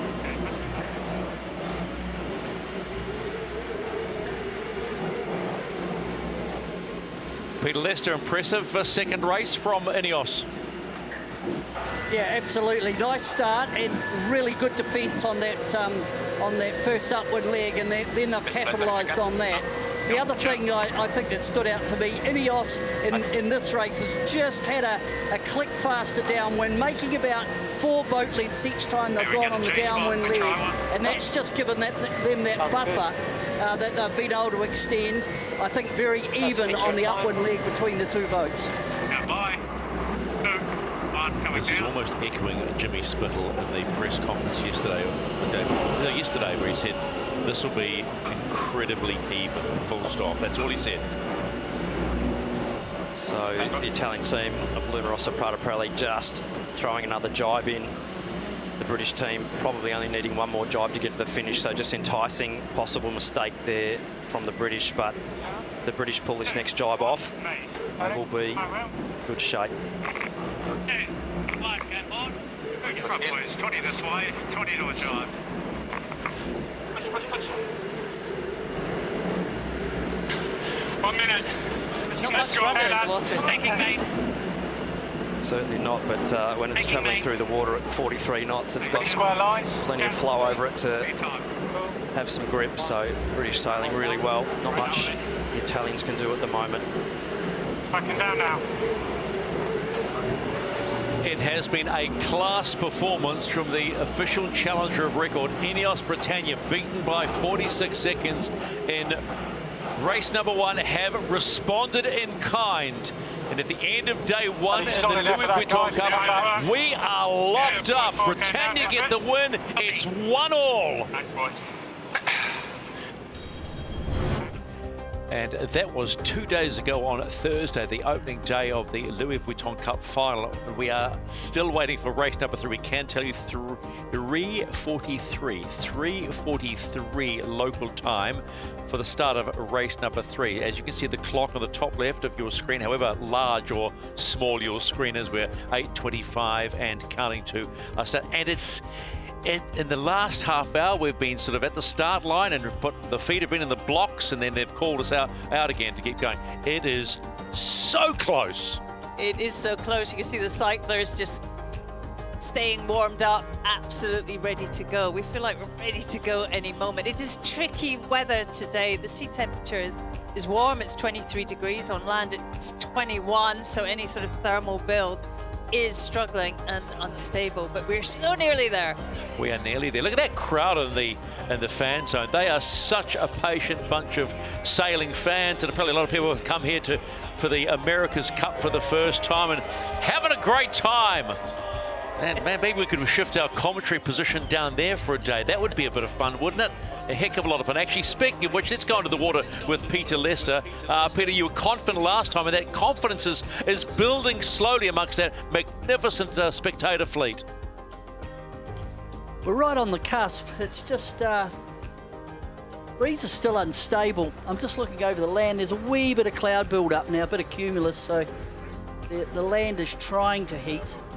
Land is quite cold. It was a cold night, cold morning. But up the top of the course, beyond the top mark, it is the best breeze. It does generally seem quite light at the bottom of the course.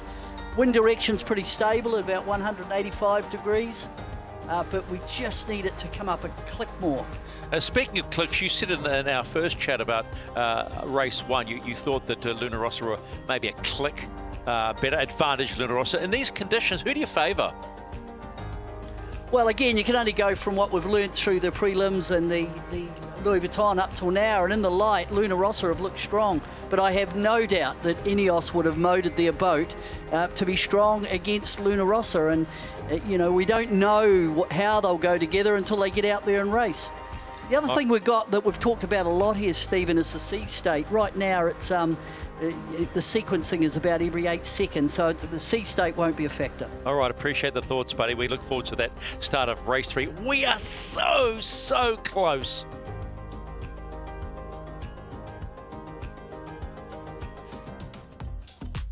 If you're a British supporter, every British challenge comes with a monumental weight of expectation. In 173 years, 22 British challengers have tried and failed to win the Cup. Ben Ainsley's Ineos Britannia topped the round-robin stage in qualification. They're here to exercise the ghosts of the past and take the Cup home.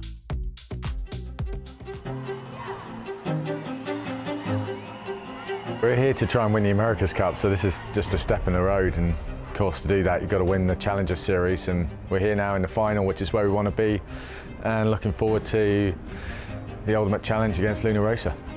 Lingy having to avoid protest here, big risk of a collision. Yeah, the semis against Delingy Red Bull Racing was tough, and we picked those guys for a reason. We knew they'd be strong, particularly in the lighter airs and some other areas around the racetrack where we thought they perhaps were competing pretty well, and that's how it turned out to be. Down 4-zip. It will now become 4-1, and the Swiss are still alive in Barcelona. So it wasn't really a surprise to us that they took a couple of races off us, and it was a great learning opportunity. Major speed for Ineos Britannia. They really have made a statement to Delingy Red Bull Racing. I think what everybody's learned from the Challenger Series so far is that the racing is tight, and we've seen that throughout the fleet, and I think going forward it's only going to get tighter and tighter, so we're really now looking at the details. Every possible area we can get a slight edge on the other teams. I think that's the crux of it, is that it is tight racing and it's only going to get tighter. There you have it. They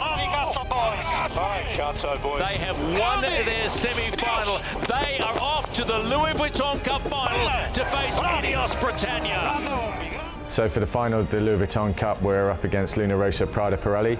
That's a team with a huge history in the America's Cup. Is he committed? Might have to duck him here, hey Ben. Yeah, copy. We've just got to make sure not too fast here. We've had some great races against them in the past. I guess most notably back in Auckland in the final of the Challenger Series there. I think any start except for wide left could work, honestly. Yeah, I tend to agree. Let's go a little speed and then we'll tack, boys. The pairing of Jimmy and Keko is well renowned within the America's Cup, and we spent a lot of time kind of listening into their comms and understanding kind of their decision making. He's probably into a re-roll. Oh, happy to let him do that. Yeah. I don't think he can shot, so 13 to kill. Obviously, match racing is a lot about how you can react to your opponent, and the better idea of we have in terms of what their plays might be gives us an advantage. Luna Rossa really pushing down and great pace. Beautiful drive, boys, beautiful. That's the one, boys. We've been digging into and trying to understand kind of how do they approach the pre-starts, the racing scenarios, and really giving ourselves the best chance going forward. It's an absolute drag race here across to this right-hand side. Actual roll or not? Yes. Can we roll? Got roll. We do have rolling. Ineos Britannia in control here. When you get into a knockout series against a serious opponent like Luna Rossa, Prada Pirelli, of course you've got to do your homework and try and figure out where they're strong, if they do have any weaknesses, where they might be. Nice effort, boys. Nice lads. Nice work, boys. And then of course you get on the race course and that playbook goes out the window and you're reacting to whatever comes your way. But that's the great challenge that we're up against, and we know it's going to be tough against those guys, but that's what we came here for, and we're looking forward to having some really tough races.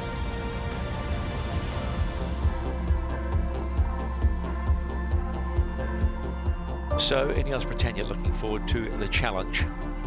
And if you look at the top of your screen, 9 minutes and counting, 3:50, 10 to 4 local time is an expected race start in race number 3. And they've been out there for, gosh, it's getting close to 2 hours now. They docked out at around midday-ish, and it's a great fanfare as well, but all they want to do is go out racing. You know what I love about this? As much as we are sitting and waiting for racing, the stories we're hearing about what it means to the sailors, but the fact that they just want to go out and bash each other up on the race course. They actually want to just fight. I love the competitive nature of this, don't you?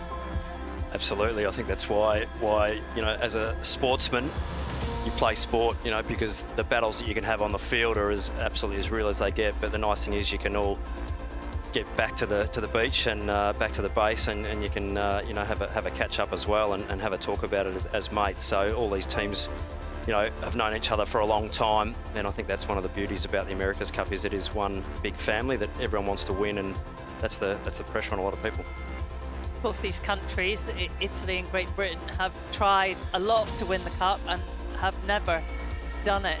Italy have been in the match I think 3 times before, twice with Luna Rossa, so a lot at stake. This is decades in the making, the quality of both these teams. And exciting that they're both so good. Very exciting for us. That was a good sign. Benassi putting his helmet on. I will take that. Maybe if we go to the crowds, let's see if we can get some going. Feel like a ringmaster here. Okay, so let's ask the crowds. Was that a good sign, folks, in the zone that Benassi was getting his helmet on? I think team will take that as a yes. People are excited about that, and that's a good thing. It's probably the biggest day we have seen in the race village all through the regatta, but it's a good sign. It's another beautiful day here at Barcelona, but most importantly, we're now at the crunch end of the regatta, the Louis Vuitton Cup final. Just a reminder, 6 minutes and 49 and counting, and it is 1-1 in this race series. The first to 7 race wins will face off against the defender, who's been out on the water today early and having a look. And I don't know if haven't seen them come back in, but it really doesn't matter. The fact of the matter is that there will be keen eyes on how each boat is developing between the race, Glenn. And I suppose when you get back into the situation, you can sense, can't you? They're all clipping on and getting ready to go. So there would be communication from Mel and the team at Race Managers to say, okay, we feel it's going to sit, and then we'll get the official call for the world. Yeah, it's a tough day for the race management team today. They're right on the cusp so many times and looking like it's going to go ahead, and then the wind limit's tripping, but all the teams having to be absolutely on their toes, and you see the vision there on board. You know, big job today for everyone to stay alert and ready, and the cyclors to also stay warmed up as well. So sitting around, you don't want the legs to get cold. The boys will be ticking over on the pedals, just pumping some oil to tank, which is basically sort of charging the hydraulic system, but just blowing it through the valves to the actual tank on the boat. So not doing any sail trimming as such, but just keeping the legs ticking over, because when it's game on and these boats get towed up onto their foils, they will be absolutely going flat out straight away. So they'll need to make sure they keep the body warmed up to give 100% when they need to. We've talked a lot about hydraulics and oil being pumped. Is that another area where teams can gain an advantage? Look, the efficiency of the systems absolutely as important as having big legs to push the hydraulic oil through the system. So it's a balance between having a sailing team and a cyclor team that can actually push a huge amount of oil, but you need behind the scenes that schematic of the hydraulic system directing the oil accurately and efficiently and as friction-free as possible to get the best out of that leg power. We are closing in on getting core potential to start racing. What we can see is a potential start. But one thing before we potentially go racing, Glenn and Shirley, how important do you think getting a win today and getting one up, going 2-1 up? This will be really important, Shirley. I think particularly in these light air conditions, we've gone from an extreme of one end, and now we're basically going back to an extreme in the light air. So this will be very, very interesting to see how these both boats stack up in this light breeze. Okay. So we've just been told we got really close, and look at that. Ah, that hurts. Failed another wind limit. We were so close. Clips on, goggles down, ready to be towed up, and it's now 9 minutes and counting to a start into race 3 of the Louis Vuitton Cup final, race number 3. We're only about a minute away there from actually going above the minimum wind limit, so another 60 seconds potentially, and we would have been towing up into the first race of the day, but that 6.5 knot wind limit just failing with about 60 seconds to go, so right on the very edge of getting racing in here in Barcelona. It's got to be steady at 6.5, right? Over 5 minutes to make sure that we can get racing. And that's like mum offering you an ice cream and saying, actually, no, you didn't eat your green, so you're not having it. It's both at the top of the course and at the bottom. I mean, that is the complicated thing. And that is right, because, you know, you don't want to start the race and then less wind comes down. So it is quite a good way of doing it.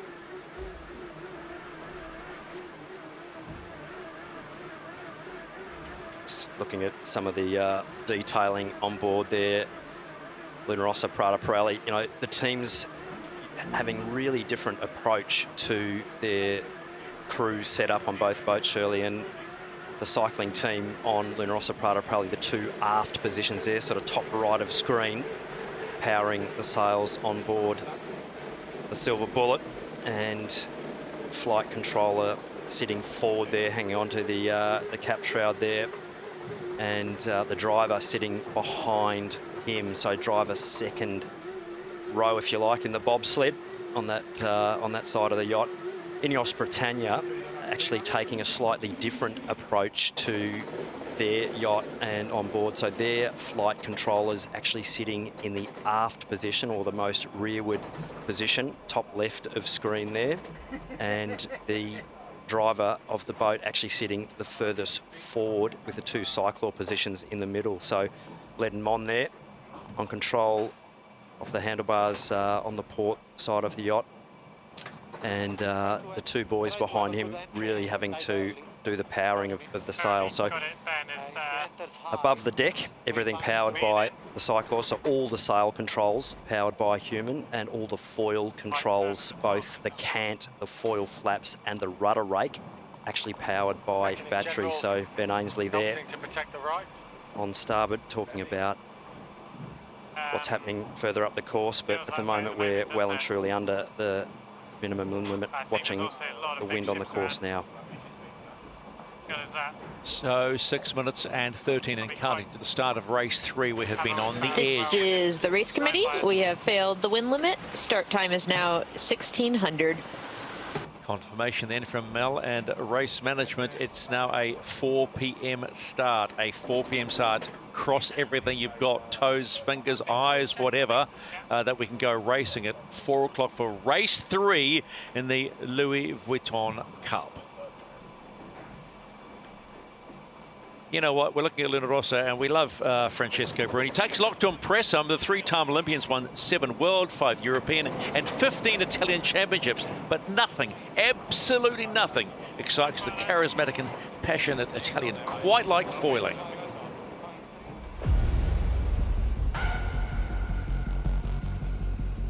I remember clearly the first time I started foiling, that very first time when I pop up on the foil and there was no sound of water on the hull, and that was something new.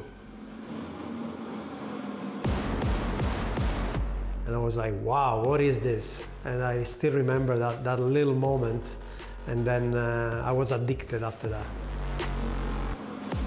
I love sailing, but even more I love foiling. I think it gave me like 15 years of new age. I feel young again when I foil. It's a new passion. It all started for me 10 years ago. I love to foil with any kind of board. It's really nice. Foils have been pushing the game to a new level. We are seeing foils popping up on every different sailing activity, even around the world. I think it's giving a new generation to sailing in general. It's definitely a lot different to match racing in 40, 50 knots and match racing with the old monohulls in 7, 8, 10 knots. But the concepts are really pretty much the same. You're just trying to apply them a lot quicker. There is no time for any mistake, no time for too much thinking. You just have to be under your skin, and you have to think very quickly. It's a lovely sensation to foil, but it's even more lovely to be sailing at 50 knots and meeting another boat against your bow at 50 knots. There is more adrenaline in that moment for sure. Personally, I learned a lot in Auckland. I know we sail very well as a team, but there is never perfection. And what I learned is that you need to aim for perfection in order to be able to win. We are trying to make everything perfect, and I think we are doing a very good job as a team. I'm trying to help as much as possible to have a very fast boat and not have any regrets when it comes to racing. I feel pretty lucky that I've been living two different eras. Top of technology, monohull, and then the catamarans, flying catamarans, and now flying monohulls at high speeds. I mean, I feel super lucky that I've been living all of this.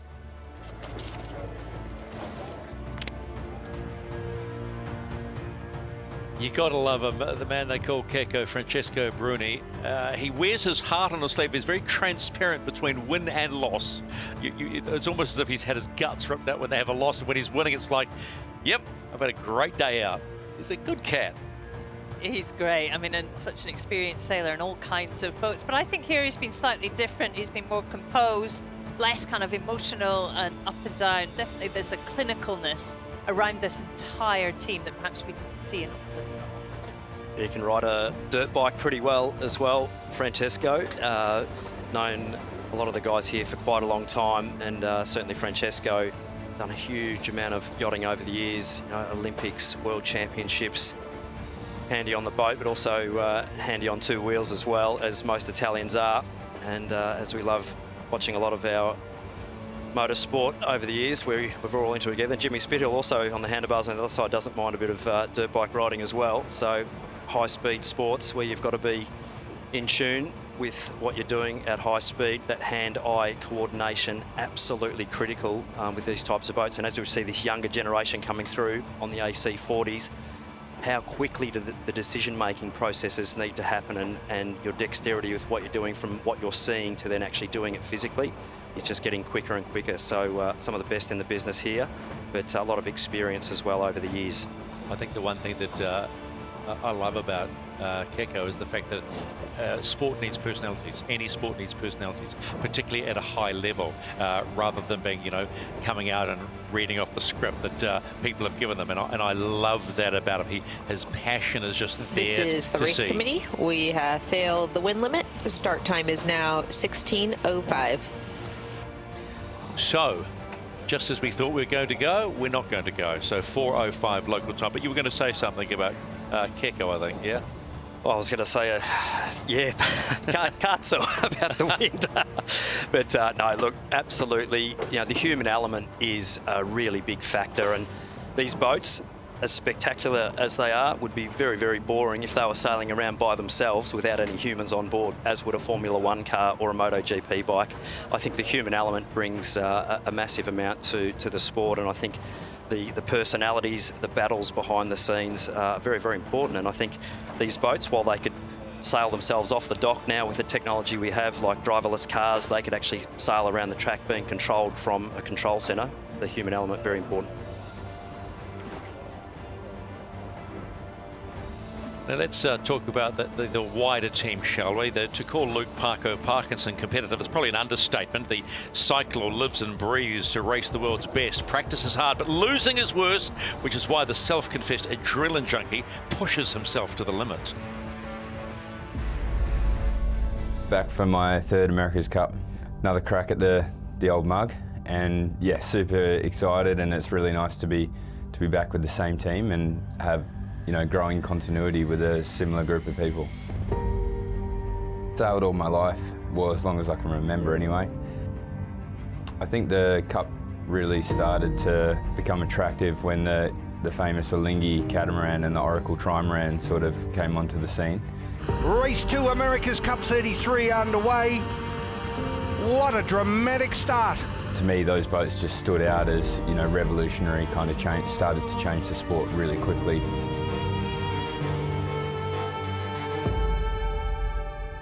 The faster sort of boats, with being right on the edge of control, being rewarded for sailing well and then punishing for making small errors, it's something that's really attractive to the style of sailing that I like. The foils in particular really fascinate me, and the forces that they give to the boat and the response you get and the reward once you lift up out of the water. Yeah, it's something I really, you know, have a big interest in. So it's kind of led down that path of chasing this shorter, faster course racing. That's an EQ there. Yeah, faster, similar angle at the minute. The first taste I sort of had was back in San Francisco, the first edition of the Youth America's Cup. First time the kids got the keys. USA! Go. You know, we were playing around out in the water trying to learn how to sail, copying the older guys. Nice work. The big thing was the presence that the 72s and the full Cup teams have on the water is huge, and going into the Youth America's Cup was sort of like going to school, and it wasn't so much about the skills that you had, but it was your ability to learn and create the new skills. Given the opportunity to meet the other Cup sailors and start developing those relationships, to be ready for maybe that one opportunity or one moment that you get to showcase what you've been learning over that period of time. Looking back to San Fran and the Youth America's Cup, there's a lot of familiar faces that we're still racing in, still trying to beat in multiple boats today. From there, I sort of stepped straight into racing in the Volvo Ocean Race with Ian Walker, and then moved into the Cup world, where I was really lucky to join Ian Percy and Artemis. Yeah, we made it really far through the Challenge Series. It was race for quite a while with the Kiwis. The learning curve was massive, and I guess being there from reasonably early days in that cycle to come through sort of builds you in confidence and in training to prepare you for when you go into the racing. The ocean race is something that I've always wanted to do. It's such a big challenge in terms of just how hard it is and the strain. It's quite an endurance event, and like the pacing and looking after the boat, looking after your body. There's so much to it. It really tries to break you, but the sense of reward is really high. The Cup comes a little bit more in pulses, and at the end of the day, you do get to go home each night and reset and come back in the morning. You've got a little bit more space from your teammates. So it is a different game, but there's a lot of similarities at the same time. When it gets pretty hard, I just sort of like to think about the guys who missed out on the opportunity or they didn't quite get it. And that sort of gives you the drive to push on.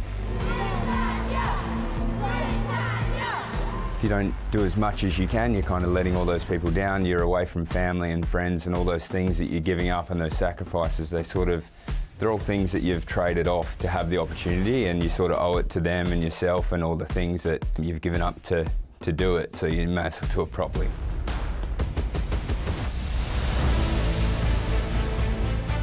Foiling just makes sense, really. Like, the boats, they respond really well to it. Foils are getting better and better. It is really changing the sport, and it changes the presence of the sport. And you know, sailing's no longer a slow, I guess, relaxing thing that you'll see day to day.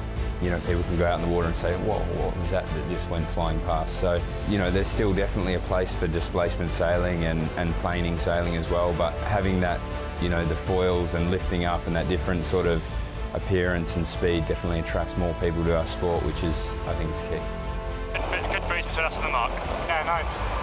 I never saw sailing going sort of in this direction. To be able to have a boat of the size that we do now, to be able to get up and foil and to go the speeds is, I don't think anyone saw that coming. Okay, 2, 1, board down, moving. 3, 2, 1, mate, turning. 2, 1, going forward. There you go to leeward.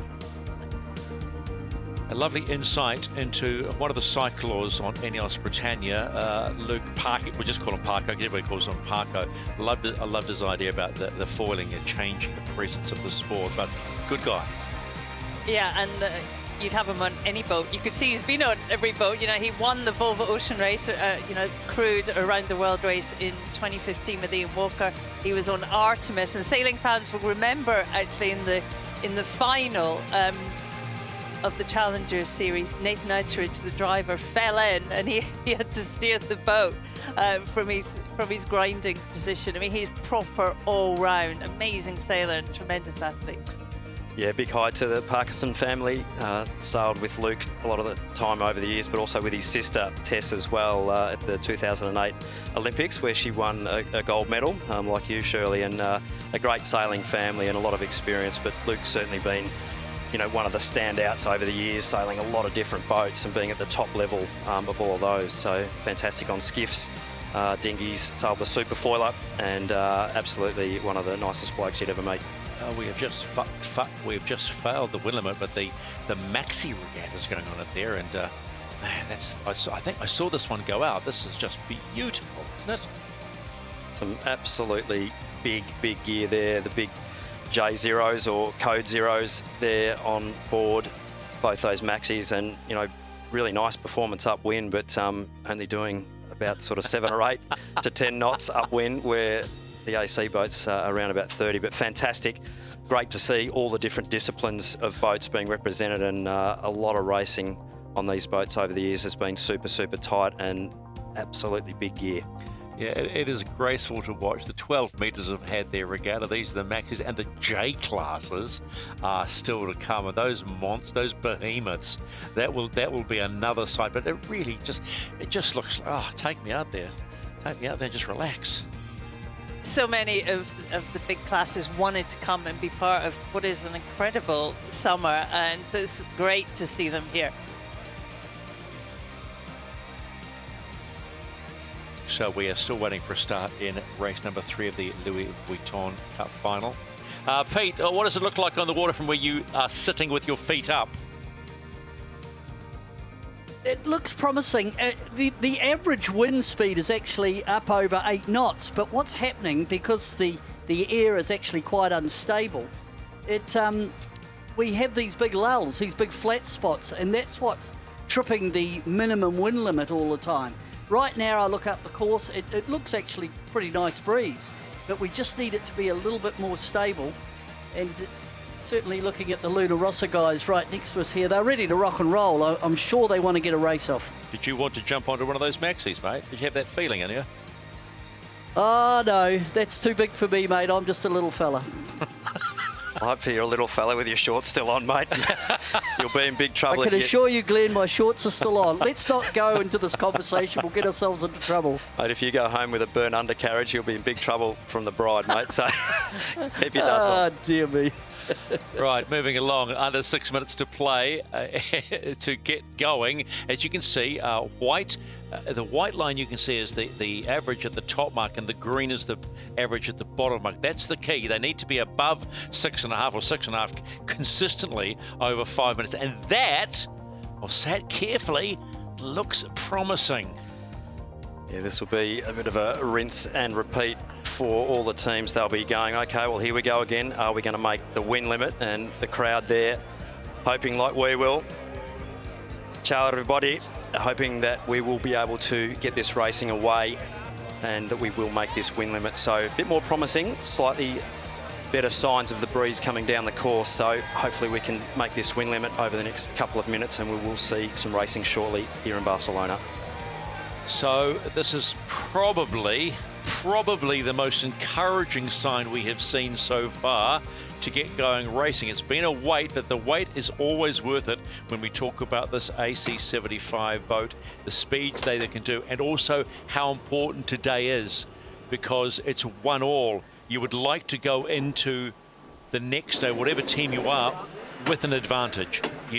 Like if you've now started to put the foot on the throat a little bit. If we get 2 races away, wouldn't it be great to be, you know, 3-1 or 8, you know? So there is so much riding on this next race. 4 minutes and 24 seconds and counting. We should get a call at around the 3-minute mark from Mel from race management and get going racing. Just a reminder, port entry will be Britannia first of all, and then starboard will be the Italians. And we said, oh gosh, we said 2 hours ago, both races won on Thursday. It was the port entry boat that got it, but I'm looking at that bottom start line, Shirley. Yeah, Ineos Britannia starting to tow in. Sailors at least are hopeful that this is going to be a go.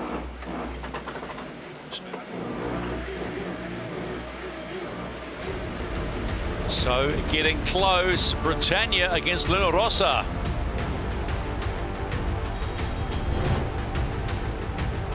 Well, this is the lineup. Steering for Ineos Britannia, we have the greatest Olympic sailor of all time, Ben Ainsley, and his opposite offside helmsman is Dylan Fletcher.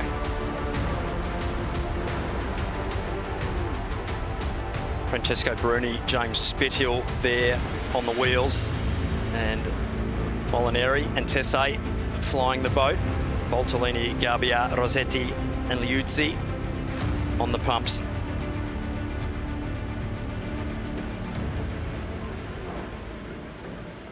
This is the race committee. We have finally passed the wind test and this race is live. The world thanks you, Mel. We are good to go racing in race number 3 of the Louis Vuitton Cup. It's all locked up at 1-all. Britannia, port entry. Luna Rossa, starboard entry. All right, let's get going, shall we? This is not going to be a straightforward race. It's still very unstable breeze. A real eyes out the boat, looking for anything. Got you racing. Yeah, I'm going. We're racing. Nice. A slight bit of confusion from Ben Ainsley asking if they were going racing, but they are going racing. They can't, got to come in from 2 minutes and 10 seconds. They're going to go close. Britannia, they get the green light to come in. Coming in from starboard will be Luna Rossa, Prada Pirelli. Can't come in before 2 minutes. They're going to be slightly late, but not too much at all. They'll get the green light. You see it there, and we are on. As we've seen these other light air days, all about staying on the foils in this pre-start. Staying out the bad air, the gas, which seems to just linger in the start box. It's just on committee for us. 9 knots. 28. Down into a jibe. 2-1, port down. 2-1, made. Darling. I will. Healing on exit. Bit of gas around here. 2, 1. The British there needing to stay on the foils. 20 knots of boat speed, that critical speed to stay on the foils. And they are just keeping the boat on the foils there. Really, really slow foiling speed. Max flap down, max lift. You think they're on shut then? I don't think so. I think we can go past. I think he's going to struggle. Still have a lot to kill. Nice and wide here. Luna Rossa heading back, but a lot of time to lose here. 10 to kill pin. We're okay with greenie, so. This is the gas. Manu, belly forward, yeah? Get through it and then we try and go a little higher. 25 killing line, 25. Never mind. Happy to feel. Well, Yep, on board. Slightly unorthodox pre-start for both teams to try and keep the boat on the foils here. Coming down quite quick here. Working away here now. Working down, all good on him, as on the line. Luna Rossa, Pirelli, quite a lot of time to kill. British will come in probably with more boat speed. Killing 3. Turning off 2.5 seconds, 13 seconds. Take 1.5. It's been on boys. Staying level, so we're killing 1.5. 7 boat you're working up. Killing all the way. Go below to show you in order. I might need some trav, guys. Some trav. We are racing race number 3 of the Louis Vuitton Cup. Okay. Maybe a little. Oh, jib's all right, actually. Actually, very even start and speeds there. It is Britannia slightly better, just 6 metres back from that start line and at the favoured end of the line. Early advantage, Great Britain. He's got a little more pressure than us at the moment. A little slower numbers, We'll do a little build. A little light for us. Trying to build here. Little press if you can. Light spot. Okay, lighter. Little increase to 2. Okay, stand by. Go hit 2. Let's do that. Forwards down. Expect the British team to tack in front of the Italians. Good. 1, made. Turning. I will. 2. 5. Stand board. Low mode's good. Pushing him. Let's try and get your air forwards of him. Yeah. Luna Rossa just pressing, sailing fat. Trying to get some air. Keep going. Average direction. Quite a fast mode here. You happy? Yeah. Taking main. Fast mode is good. That's pressure. Look up wind, Leroy. Go back to your zone, I think. Taking a look now. Yeah. Let's wait. He tacks. I think we let him go. It's big lefty at the moment. Nice transition when you're ready. On the left if we tack now. Luna Rossa, Pirelli just clear of that dirty air wind wash, tacking away still left here. Yeah, whatever to you try want. and get some separation. Okay, forward. 3, 2, 1, mate. Just in terms of the geometry of the course, the bottom of the course seems to just favour the left-hand side. That's where Luna Rossa are going at the moment. But the final approach to the top third of the course, there is that persistent right-hand bend, and both teams were talking about that pre-start. Think up wind, lads. Looks like there is maybe something top right. Italians They're going light, Lewis. trying to wriggle their way clear. Stand by. Massive angle differences there between the two boats. The British in a huge right-hand shift. 20 degrees different there in their angles. Feel that this definitely better breeze right now. Just press into it, press into it. Let's go. Righty. 2, line board down. 2, 1, made. Turning. Very well. 2, 1, down board. Quite light exit, but coming back into breeze in about 10. Crossing. Making main Huge gains, Yeah. Shirley. Good. Big loss for Luna Rossa, Pirelli. Just out of that right-hand breeze, out of phase. Trying to do damage control here. No more than -4. We've got to get Can't well get to into lay this line, pressure so on the just right try and lock her before we in. go. So both teams really stood on their sail plan. Big jibs. No more than windward deal than this. Big mainsail, so the cant of the foils well under the boat at the moment and sailing windward heel, so -3, -4 degrees windward heel. Nice breeze now. You think we got both one and in? Yeah, I think it's probably safest, right? Unless you guys see something out there. I think right is better for pressure, left, stop. He goes, we go with it. Here, getting light. How are we looking, Lee? Pressing a lot now. Really good breeze in this corner. Okay. And it's Britannia Happy to go really with him if he pressing goes down close to on the late here, so I Italians, think we can- making sure they own that right-hand side of the track. Here's the reload. Just making sure they keep their boat speeds always above that minimum tacking speed of around about 27, 26, 27 knots of boat speed. Nice punt coming. 1, on board. Going to be tacking into our gas. Height is good if you have it. 1, more down. 3 pause. We go overstand at the moment, so keep a bit in the bank. Both teams losing around about 8 knots of boat speed every tack So, and it's quite a big speed build in these lighter air conditions, but Ineos Britannia putting the clamps on. They're also proud of Pirelli. What do you think? It has been a strong first leg for the official challenger of record, Ineos Britannia. Let's do that. And they have done a nice job at this first top gate. This is the first leg of 6 to be completed. And right now, they are making life difficult for Luna Rossa Prada Pirelli. They will get around that top gate and head down for leg number 2. They'll be followed in by Luna Rossa Prada Pirelli, who you heard in that last third. Jimmy Spittle saying this is all about damage control. That was on the first leg. Just see how light it is at the top of the course here for the Italians. Just staying over that minimum boat speed, but they'll have a big speed build there. Great puff here. And possibly sailing into more breeze. The British needing to execute well. They've jibed, but they're sailing well across the course here to get back into the pressure. So you see the difference in angle again. Around about 20 degrees difference in angle, so really puffy and shifty. Keep an eye on the jib car, Robbie. Yeah, that was a bold decision by Luna Rossa. Quite a difficult manoeuvre, and what we saw was just 5 or 6 knots of breeze, but certainly paying dividends. More breeze on that right-hand side of the track. And we've got a lead change. So we've got a lead change on the first downhill leg. There'll be a big intersection coming up here because the British will want to jibe inside to stay clean air, but they will be vulnerable as they will now be the windward boat having to keep clear. They'll have to re-accelerate. So big gains there to the Italians. Brave call at the top, but it's paid off for them. Well executed. I think at a certain point we're going to match because it's just so light over here. 100%. 100%.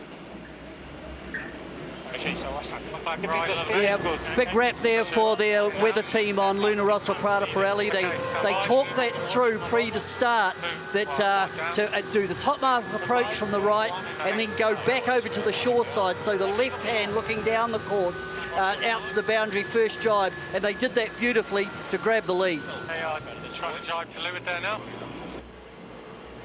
Go Jim.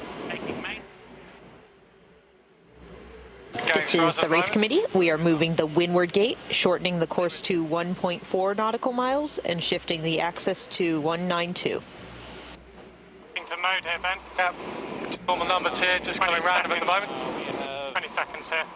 Potentially getting locked, so... Just go, jibe. Forward down. 1, 2. Nice and smooth, Nothing in this race. The British there with a slight gain. They had to jibe immediately there, otherwise they could potentially have been locked by the Italian team of Luna Rossa Prada Pirelli. So are we on him? Okay, all normal builds. We're fine. Talk about flying on the edge at high speed. They're flying on the edge at low at the moment. I mean, 28, 29 knots sounds, high, but it's really affecting these boats. Pressure coming on here. really, really light air here. 1 knot of true wind speed difference. You see the acceleration there, sailing into breeze. The British team hitting the throttle in just 1 knot breeze more, and they will be possibly sailing round the bow of the Italian team, putting them in the dirty air off their sail plan. That's your low mode. Copy. How impressive was that acceleration? They're going to have to jibe here, the Italian team, otherwise they will get rolled. That's probably a good idea. 10, 15 seconds away. A little much in 5. Average shift at the moment. Safe. Maybe give a bit of fat here on this lane. Yeah, got ya. Possibly sailing back into some pressure again. Luna Rossa Prada Pirelli, but the British right was super strong. On the box there. Possibly into more breeze. 100%. Very difficult. We're going to have to UFO probably. British team trying to get to ley line, limit the manoeuvres. Copy. 2, 1, going board. This is the race committee. We are moving the windward gate, shortening to 1.3 nautical miles. Okay, main lads. He's in good pressure, right, on that side. Yep. So Hey, stand by. Reasonably square game. Let's have a look at it. Just got to see what we get. Yeah. Yep. 2, 1, board down.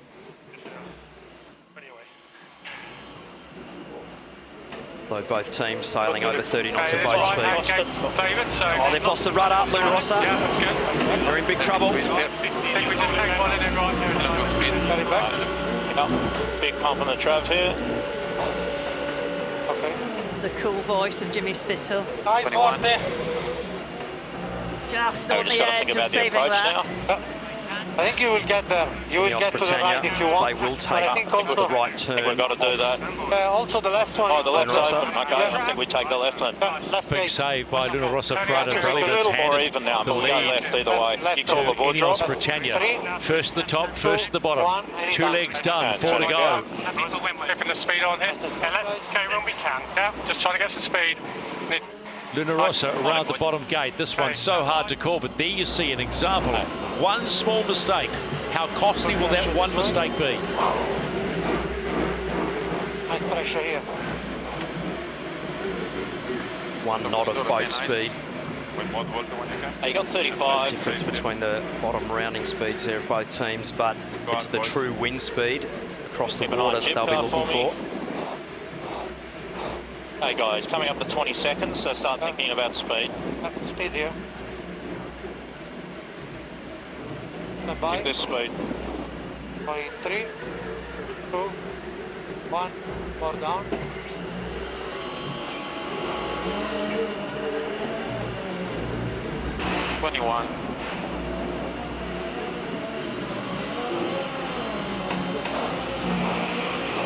Right at the bottom speed there for foiling for Luna Rossa Prada. Probably seeing 19s on the speed dial. Yacht Britannia in slightly more pressure. Good, keep it trucking. Nice, mate. No light patch here for 3.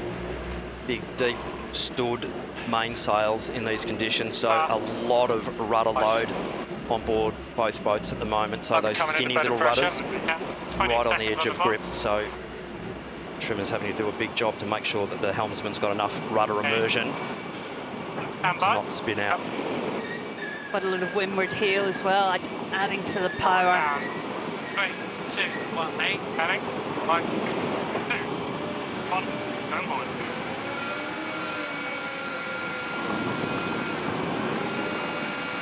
Okay.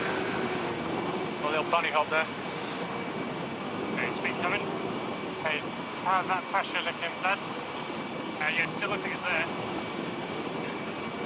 So unstable, this breeze. Okay, maybe mean to left. Just looking at the wind field, we can see massive holes in it. No real pattern that we perhaps saw the other day. Just looking at the breeze at the top end of the course. Still better, right? Only around 6.4 knots of true wind speed, so it could be difficult at the top end of the course to stay foiling for both teams. Definitely make sure we go that intersection. Then we've got to protect the rider. Yeah. Any time you think's good from here. Okay, stand by.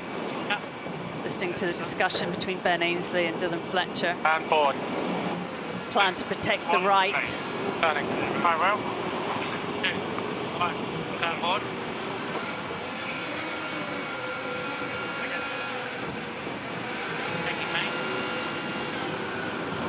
Luna, Ineos have done a beautiful job since that bottom mark rounding, just keeping the boat in the just areas of the course where there's a little bit more pressure, and also giving Luna Rossa nothing to work with.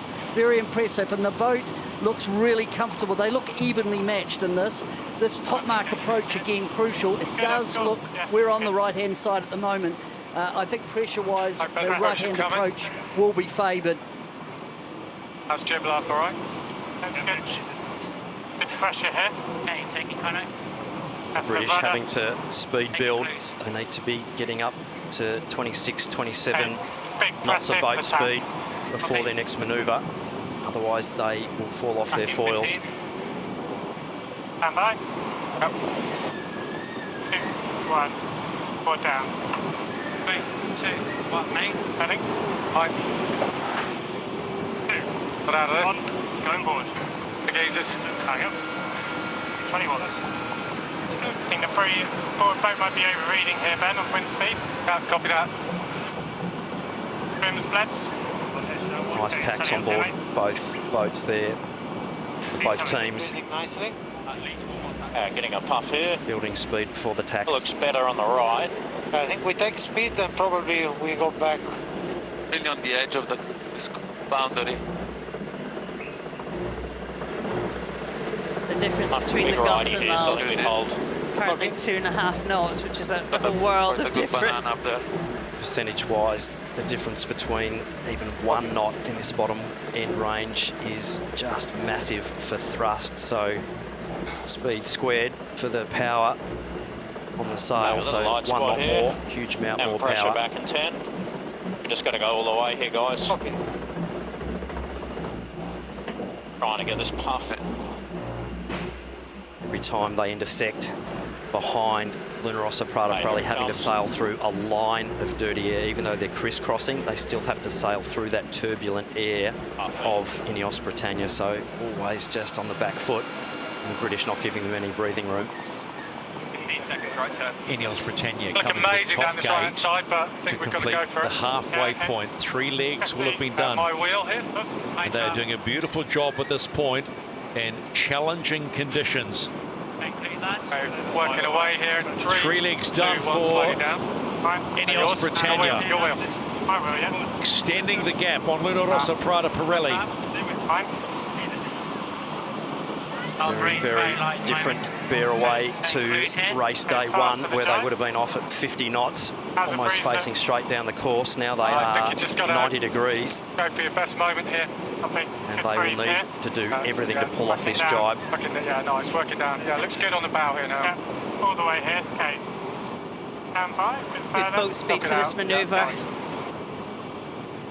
2, 1, forward down. 3, 2, 1, main. Heading. 5, 2, 1, turn board. Nicely done, Ineos Britannia. Struggling at the moment. Just keep up. British fans will be happy about that one. They're extending the lead on Luna Rossa Prata Pirelli. They've got a good feeling about this one, but it's a long way to go. Pressure hit. Have to look this way, bloods. Okay at the moment, isn't it? Luna Rossa Prata Pirelli sailing into some light breeze and not actually being able to get up to that right-hand turn ley line. So right on the edge of foiling. Nice puff where I got now. But sailing a lot of extra distance. Luna Rossa Prata Pirelli finally makes it. Terrible thing to say, but finally makes it to the top gate at halfway. They'll be looking at the performance of Ineos Britannia in these conditions and going, wow. Give in, guys. And the British team sailing into some good breeze there.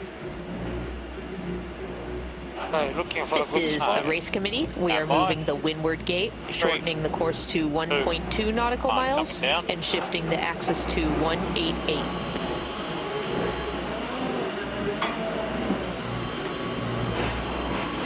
Luna Rossa with a lot to do now. Yeah, just real big, painful situation for the Italians. They're not laying that gate off that left boundary, just not a lot of pressure where they tacked, and a little lull, and you have to keep putting the bow down or turning away from where the wind's coming from to keep the airspeed and the boat speed flowing around those big sails. The British just being able to sail their own race, keep in the pressure, joining the dots on this downwind leg. 2, 1, forward down. 3, 2, 1, main. But just look at the trail of Ineos Britannia. They just got to the edge of that pressure, jive back in it. Done a great job down this leg. Look, we can see it there. I've sailed this whole leg in more pressure. Still a lot of holes on the course though, Shirley, and they'll be looking at what they're sailing down in now, and they'll be plotting their track for the next upwind. They'll be actually looking at what's coming down the course because they're sailing much faster than what the wind is blowing across the water, so doing about 4 to 5 times wind speed at times. So they'll be plotting their course for the next leg already to stay in that pressure. Might be all the way to the boundary here, Ben. Yep. Trying to keep the speed on a little bit. Yep. Light up this side. Blends, what do you think? GBR have done a beautiful job. Little puff there That now. upwind, the last downwind, the upwind. Now they've really capitalised on that on this second downwind leg. Sailing beautifully, keeping in the pressure. Haven't put a step wrong with a manoeuvre, but this one still, it's still fickle. It's very patchy out here, and there's still big holes. If one of these boats touches down, it'll open it up, especially for Luna Rossa. That's what they'll be hoping for. Beautiful jibe on board Neos Britannia. They'll be happy with that. They Bit of right-hand gate bias here. will try and lay down to that gate. Having a look. Looks, I mean, it's not mega brief at the moment. It's quite long term, but it's still looking good this way. Okay, left turn. Coming up a little bit faster. Ineos Britannia have completed 4 of the 6 legs in race 3 of the Louis Vuitton Cup. They have mastered these conditions at the moment beautifully. Slowly working out. Right decisions at the right times. Right trap. Right trap. Going forward. Okay, just staying fast, reaching here. Very light at the moment. Taking cruise back. Taking main hill out. Dylan Fletcher calling for reaching through the lulls, really managing the pressure on this track. Yeah, agreed. 22 seconds, just going to get fast. Nice work, guys. Hey, fucking up. Stand by. Forward. 2, 1, mate. Turning. And there was a bit of gas on exit then. Yep. 2, 1, going forward. Tacking off that. Copy.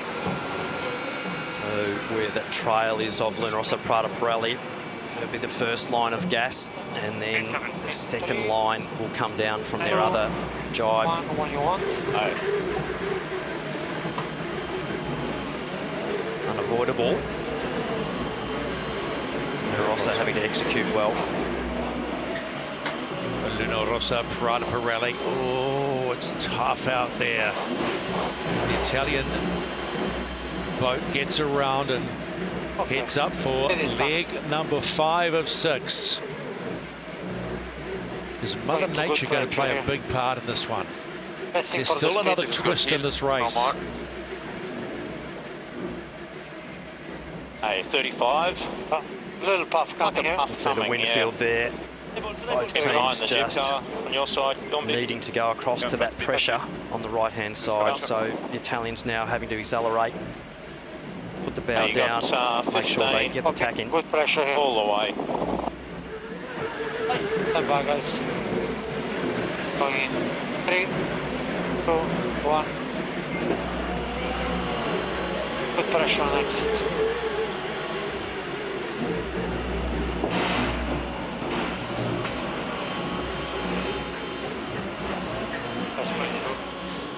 Luna Rossa Prada Pirelli have done well to close the gap.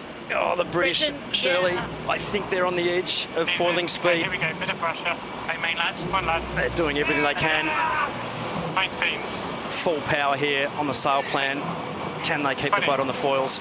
Oh no, good stave. Down, guys. Very, very close there. You hear the effort from the cycling team. Hey, right back up there, let's keep going. This is the race committee. We are moving the finish line, shifting the axis to 184. Gotta really focus in here, boys. This is everything.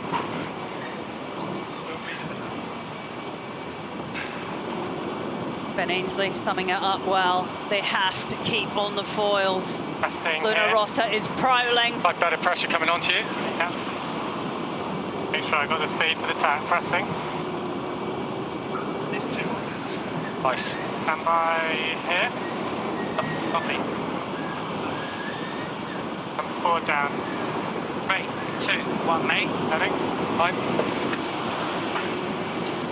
2. 1. Get on board. Hang on, big power.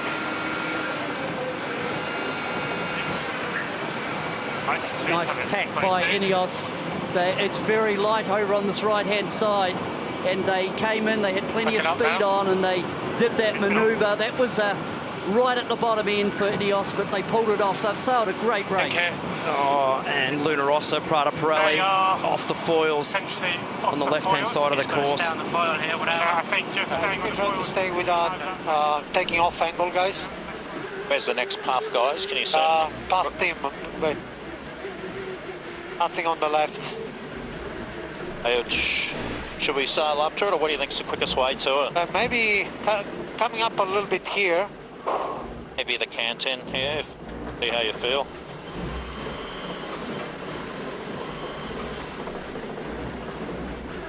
British having to stay on the foils themselves here as well, but that tack from Luna Rossa, Prada Pirelli there, just not quite enough boat speed going in, and you see the depth there in both those sails on board Luna Rossa, Prada Pirelli. Just not enough wind speed there to keep the Silver Rocket airborne. This is the race committee. We are moving the finish line, shortening the leg to 1 nautical mile. Let's go on board the chase boat for Ineos Britannia. Coach Rob Wilson, how happy are you with the way this crew have managed these conditions at the moment? Yeah, they're managing it really well, but they've lost the rudder. Still a long way to go. Oh, Robbie, just as you said it, mate, you gave it the commentator's curse. Yeah. But the beauty of that is, though, Rob, they're still to windward, and that's where the wind's coming from. So, such difficult conditions. 100%. It's super hard for the guys. So, yeah, let's hope they can hang on. All right, leave you alone, Rob. Thanks for your time, buddy. Such difficult conditions there, and those big, deep mainsails loading the back of the boats up hard, and those little skinny rudders. And so 2 twists already on this leg. First Luna Rossa getting off the foils, and now Ineos Britannia. And 1 and a bit legs to go. Just taking a little bit too much trav up to get that leeward heel coming into the tack, and just getting a click too high there, and not enough rudder immersion to keep the flow attached, and basically blowing the flow up on that vertical shaft. So both teams now, as we've seen previously in light air races, going old school. The breeze is so soft at the top of the course. We're seeing like 4, 5, 6. Not enough. They look pretty dead in the water like that, committing to upwind as well. Ineos camp. Oh, how hard is that? How hard? Go for can under mode. Good copy. Oh, here. You can sheet on. Yep, take it. It's a full reconfiguration of these boats when you're sailing these conditions. So big cant changes, different sail settings, big rest for the cyclors. Is good with the flap, maybe. With the flap.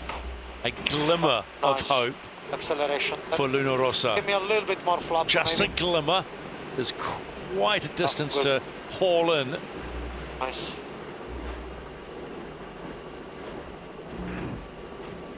It'll be whatever boat can get airborne in this pressure that's coming down. We are seeing enough breeze to take off, so it'll be up to the teams of when they pull the trigger to try and bear away, sacrifice the distance heading to the mark, but to actually build speed and take off. If you can get foiling, it's what it's all about in these conditions.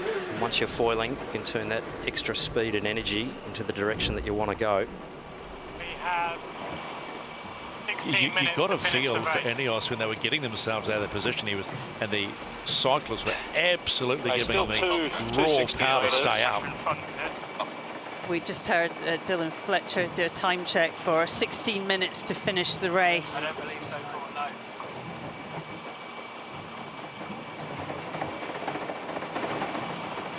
Sure, Ian Murray and Mel Roberts will be crunching the numbers at the moment now that the boats are off the foils on this course distance. Below the gate here. I think it's backing's very costly, right? Out. A little bit more pressure on here, just watch the roll. Yep. Coming, and under, it's all good. Roll here. Windward roll, blitz. Yep. They've all seen this movie before. Yeah, probably using here. They know exactly how to get the best out of their machine. How about that? Oh my goodness. Where are we going with this one? Luna Rossa supporters holding on. A bit of speed, get the foil out your side.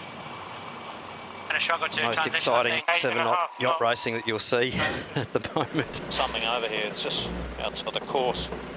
Hey, Travis up, huh? Luna Rossa will have to tack soon.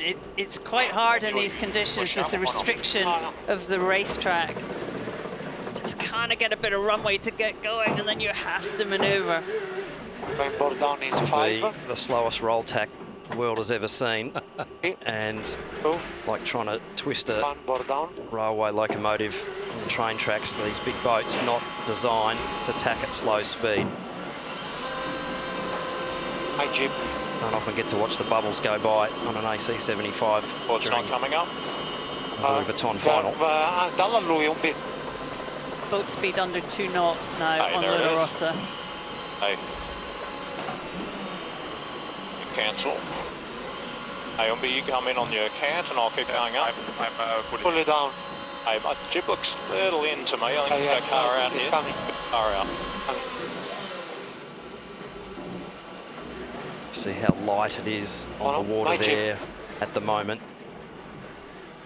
Try and build on this angle. Speed is so less than 6 knots of boat speed. Wind speed. My apologies. At the top end of the course. What do you need, Glenn? When can you start to give it a go?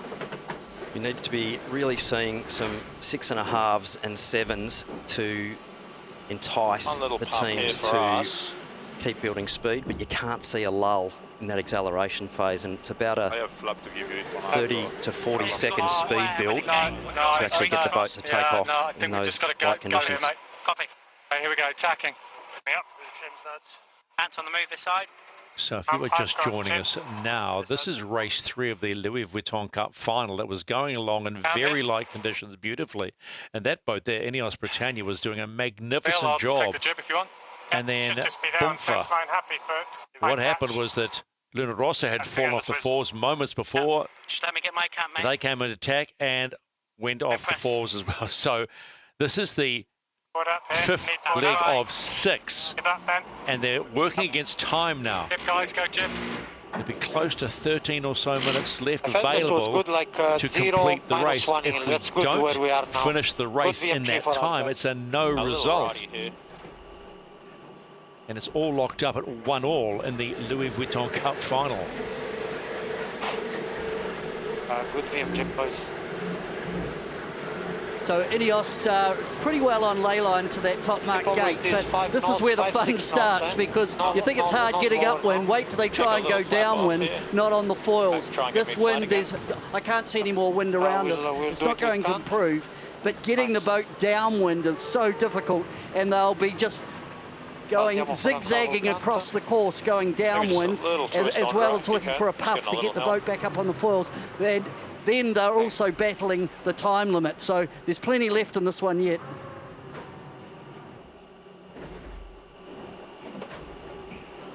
Maybe try to press a little bit more when you can. Yeah.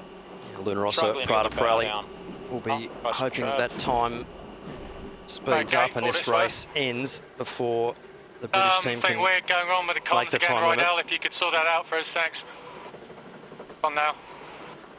The British team will be hoping that they'll get round the track in time to gain that valuable point. Slightly high here in case we get this flux. So it's a bit of pressure here.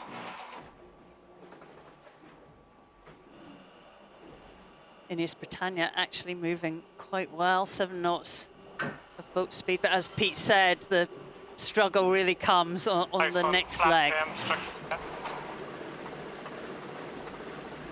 Do we need to pedal?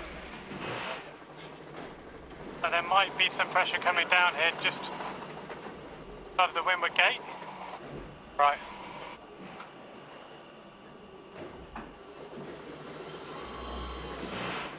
Just a reminder, 4:55 p.m. local is the cut-off time. 4:55 local.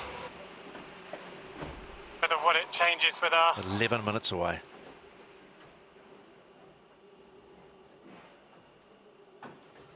minutes, right?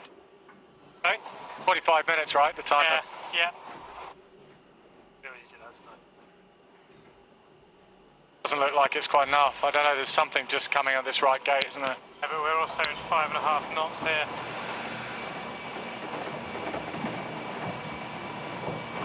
I'm going to try this pressure, but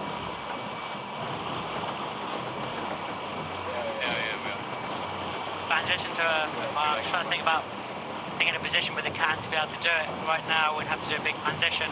Hey, this windward gate's moving slightly, just coming up. My wheel. So Ineos Britannia crawling around to complete leg 5 of 6 and around 10 minutes left to complete the race to score the point. But are they going to make it? Think we're going to get there? The BMG it? Okay, have a go. Yeah. Well, luckily in our team we have people who are quite good at mathematics. They have 3,500 metres to sail at current straight line speed. 7 or 8 knots. It will take them 15, 16 minutes. They need a puff. They only need one puff, don't they, Glenn? And they will be launched. They do just need one puff, but they're racing the clock at the moment. They're not racing Luna Rossa Prata Prali. They're racing themselves and the clock because they have a decent lead. But if they get halfway down and we get an 8 knot puff that comes through, Luna Rossa Prata Prali could potentially get that puff and get foiling before Ineos Britannia reach that finish, and the lead could change. So such is foiling racing. It's not over until it's over.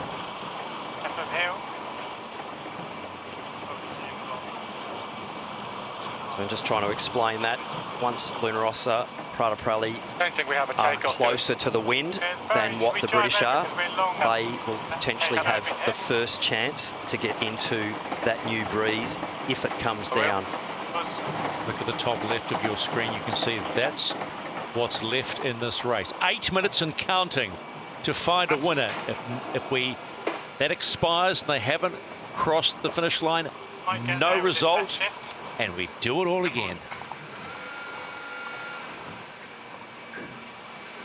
Just on the race time limits, the start of the race, we have to see 6.5 knots of true wind speed to initiate the race, but then the wind can drop below that, which we're seeing at the moment, and then it comes down to a time limit to actually get the race finished in.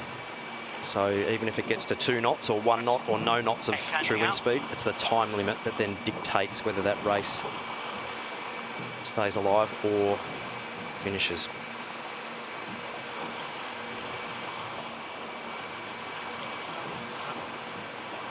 Sort of on tape. You think you've got a takeoff here, or 8.5 knots of breeze? I'm just going to stay at takeoff angle and see. I don't think so. Thinking a little bit of transfer knots. 10 knots. Let's have a go for it here. Yeah. So the British trying to take off. You'll see the boat speed slowly building as they get to about 90 degrees to the true wind angle. So basically going directly across the wind blowing across the water there. Not a chance in these conditions, I don't think, to even try and take off. A lot of drag on the hulls with not a lot of thrust from the sail plan. In reality, do we think that both crews are going, we're going to have to resail this one? I mean, I know we're talking about the wind and everything like that, but time is really working against them now, so they'll be doing everything they can to try and get the boat airborne, because I think it potentially could be their only chance to get to that finish before that clock runs down. Coming up again now. Yep. So Ineos have come up a little bit, so they bring their apparent wind forward, trying to increase apparent wind speed by accelerating, but coming up to 10 knots. I don't know if they're going to get airborne.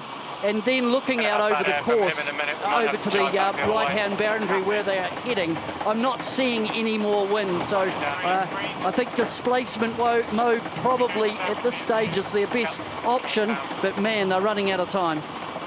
5.5 minutes to go before this race is called. Happy to jive here? Going further left, that's the only thing, so if we bump down, just on BMG-ish here, I'll work down more. Such a frustrating race.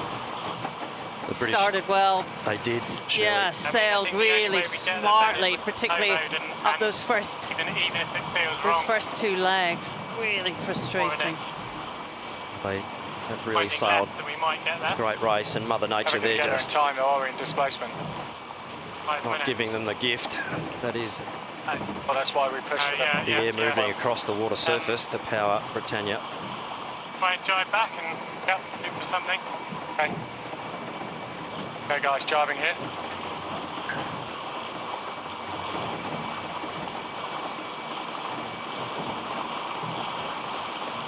British just having a look across to the other side of the course to just try and see something that's coming down, but port down. Very, very difficult to do much more than with a cup of tea at the moment. Put the billy on. But you can imagine if that wind comes, the amount of adrenaline that goes through a sailor going, okay, we're on. It would appear, though, in this particular race, time is going to go against them, and we're under the 4-minute mark now. Luna Rossa Prada Pirelli finally making the top gate and you're through the mark. Snail pacing it around to complete 5 legs. A little bit more, I think, nice. But we're getting really close to that point. We're saying you're going to have to do this all over again, if you team. want, Andre. Yeah, I get the arm out of the water. Yes, I think so. Around something around 25, 30. Always trying to stay at 0 heel if we can, guys. Which angle are you aiming? I think as low as you can with speed here. Obviously. Can't out. I think trying to go also at 0 heel if I can, but yeah.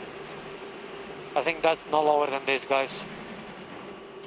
Here was link shot with the extra speed we had. Ineos Britannia need to VMG over 8 knots to make it to the finish, and currently they're not even heading towards the finish line. Best bit of breeze is probably this next little puff at about 10. Yeah, having been involved in an America's Cup race back in 2013 for the actual America's Cup and having the time limit run out, I can feel the pain on board Ineos Britannia. It still hurts, as it does with a lot of people that were involved with that campaign for Emirates Team New Zealand. But such is life, and the rules are the rules. And it might look like we'll be back for another rematch of this race with the conditions staying the way they are currently. There'll be a lot of learnings for Luna Rossa Prada Pirelli. They're hunting for pace occasionally. Yeah, I think just getting off the start line that little bit better. British team really locked that race down early. No more than that, so it's Under 2 minutes to go now. 1:50 and counting towards this race being called. The race limit will expire, and this race number 3 of the Louis Vuitton Cup final will be raced again. It will be a no result. Honestly, I don't know where we are with that. A big lift at the moment. 43 minutes, 30 races. 43? Oh, we are 2 minutes away from time limit. Yeah. Okay, that's why he's trying to foil, okay, Jimmy? Got nothing here, eh? A lovely commentary from I'm not sure the pressure. It's a huge lefty. I would jibe here, mate. Yeah, I agree. There's a little something here. Well, if they were coming upwind, you'd say that Ineos has got good speed and they're reducing the gauge, but of course they're not. They're trying to get down to the bottom mark. Nothing Ineos does have a bit more pace, but unfortunately not towards the finishing line.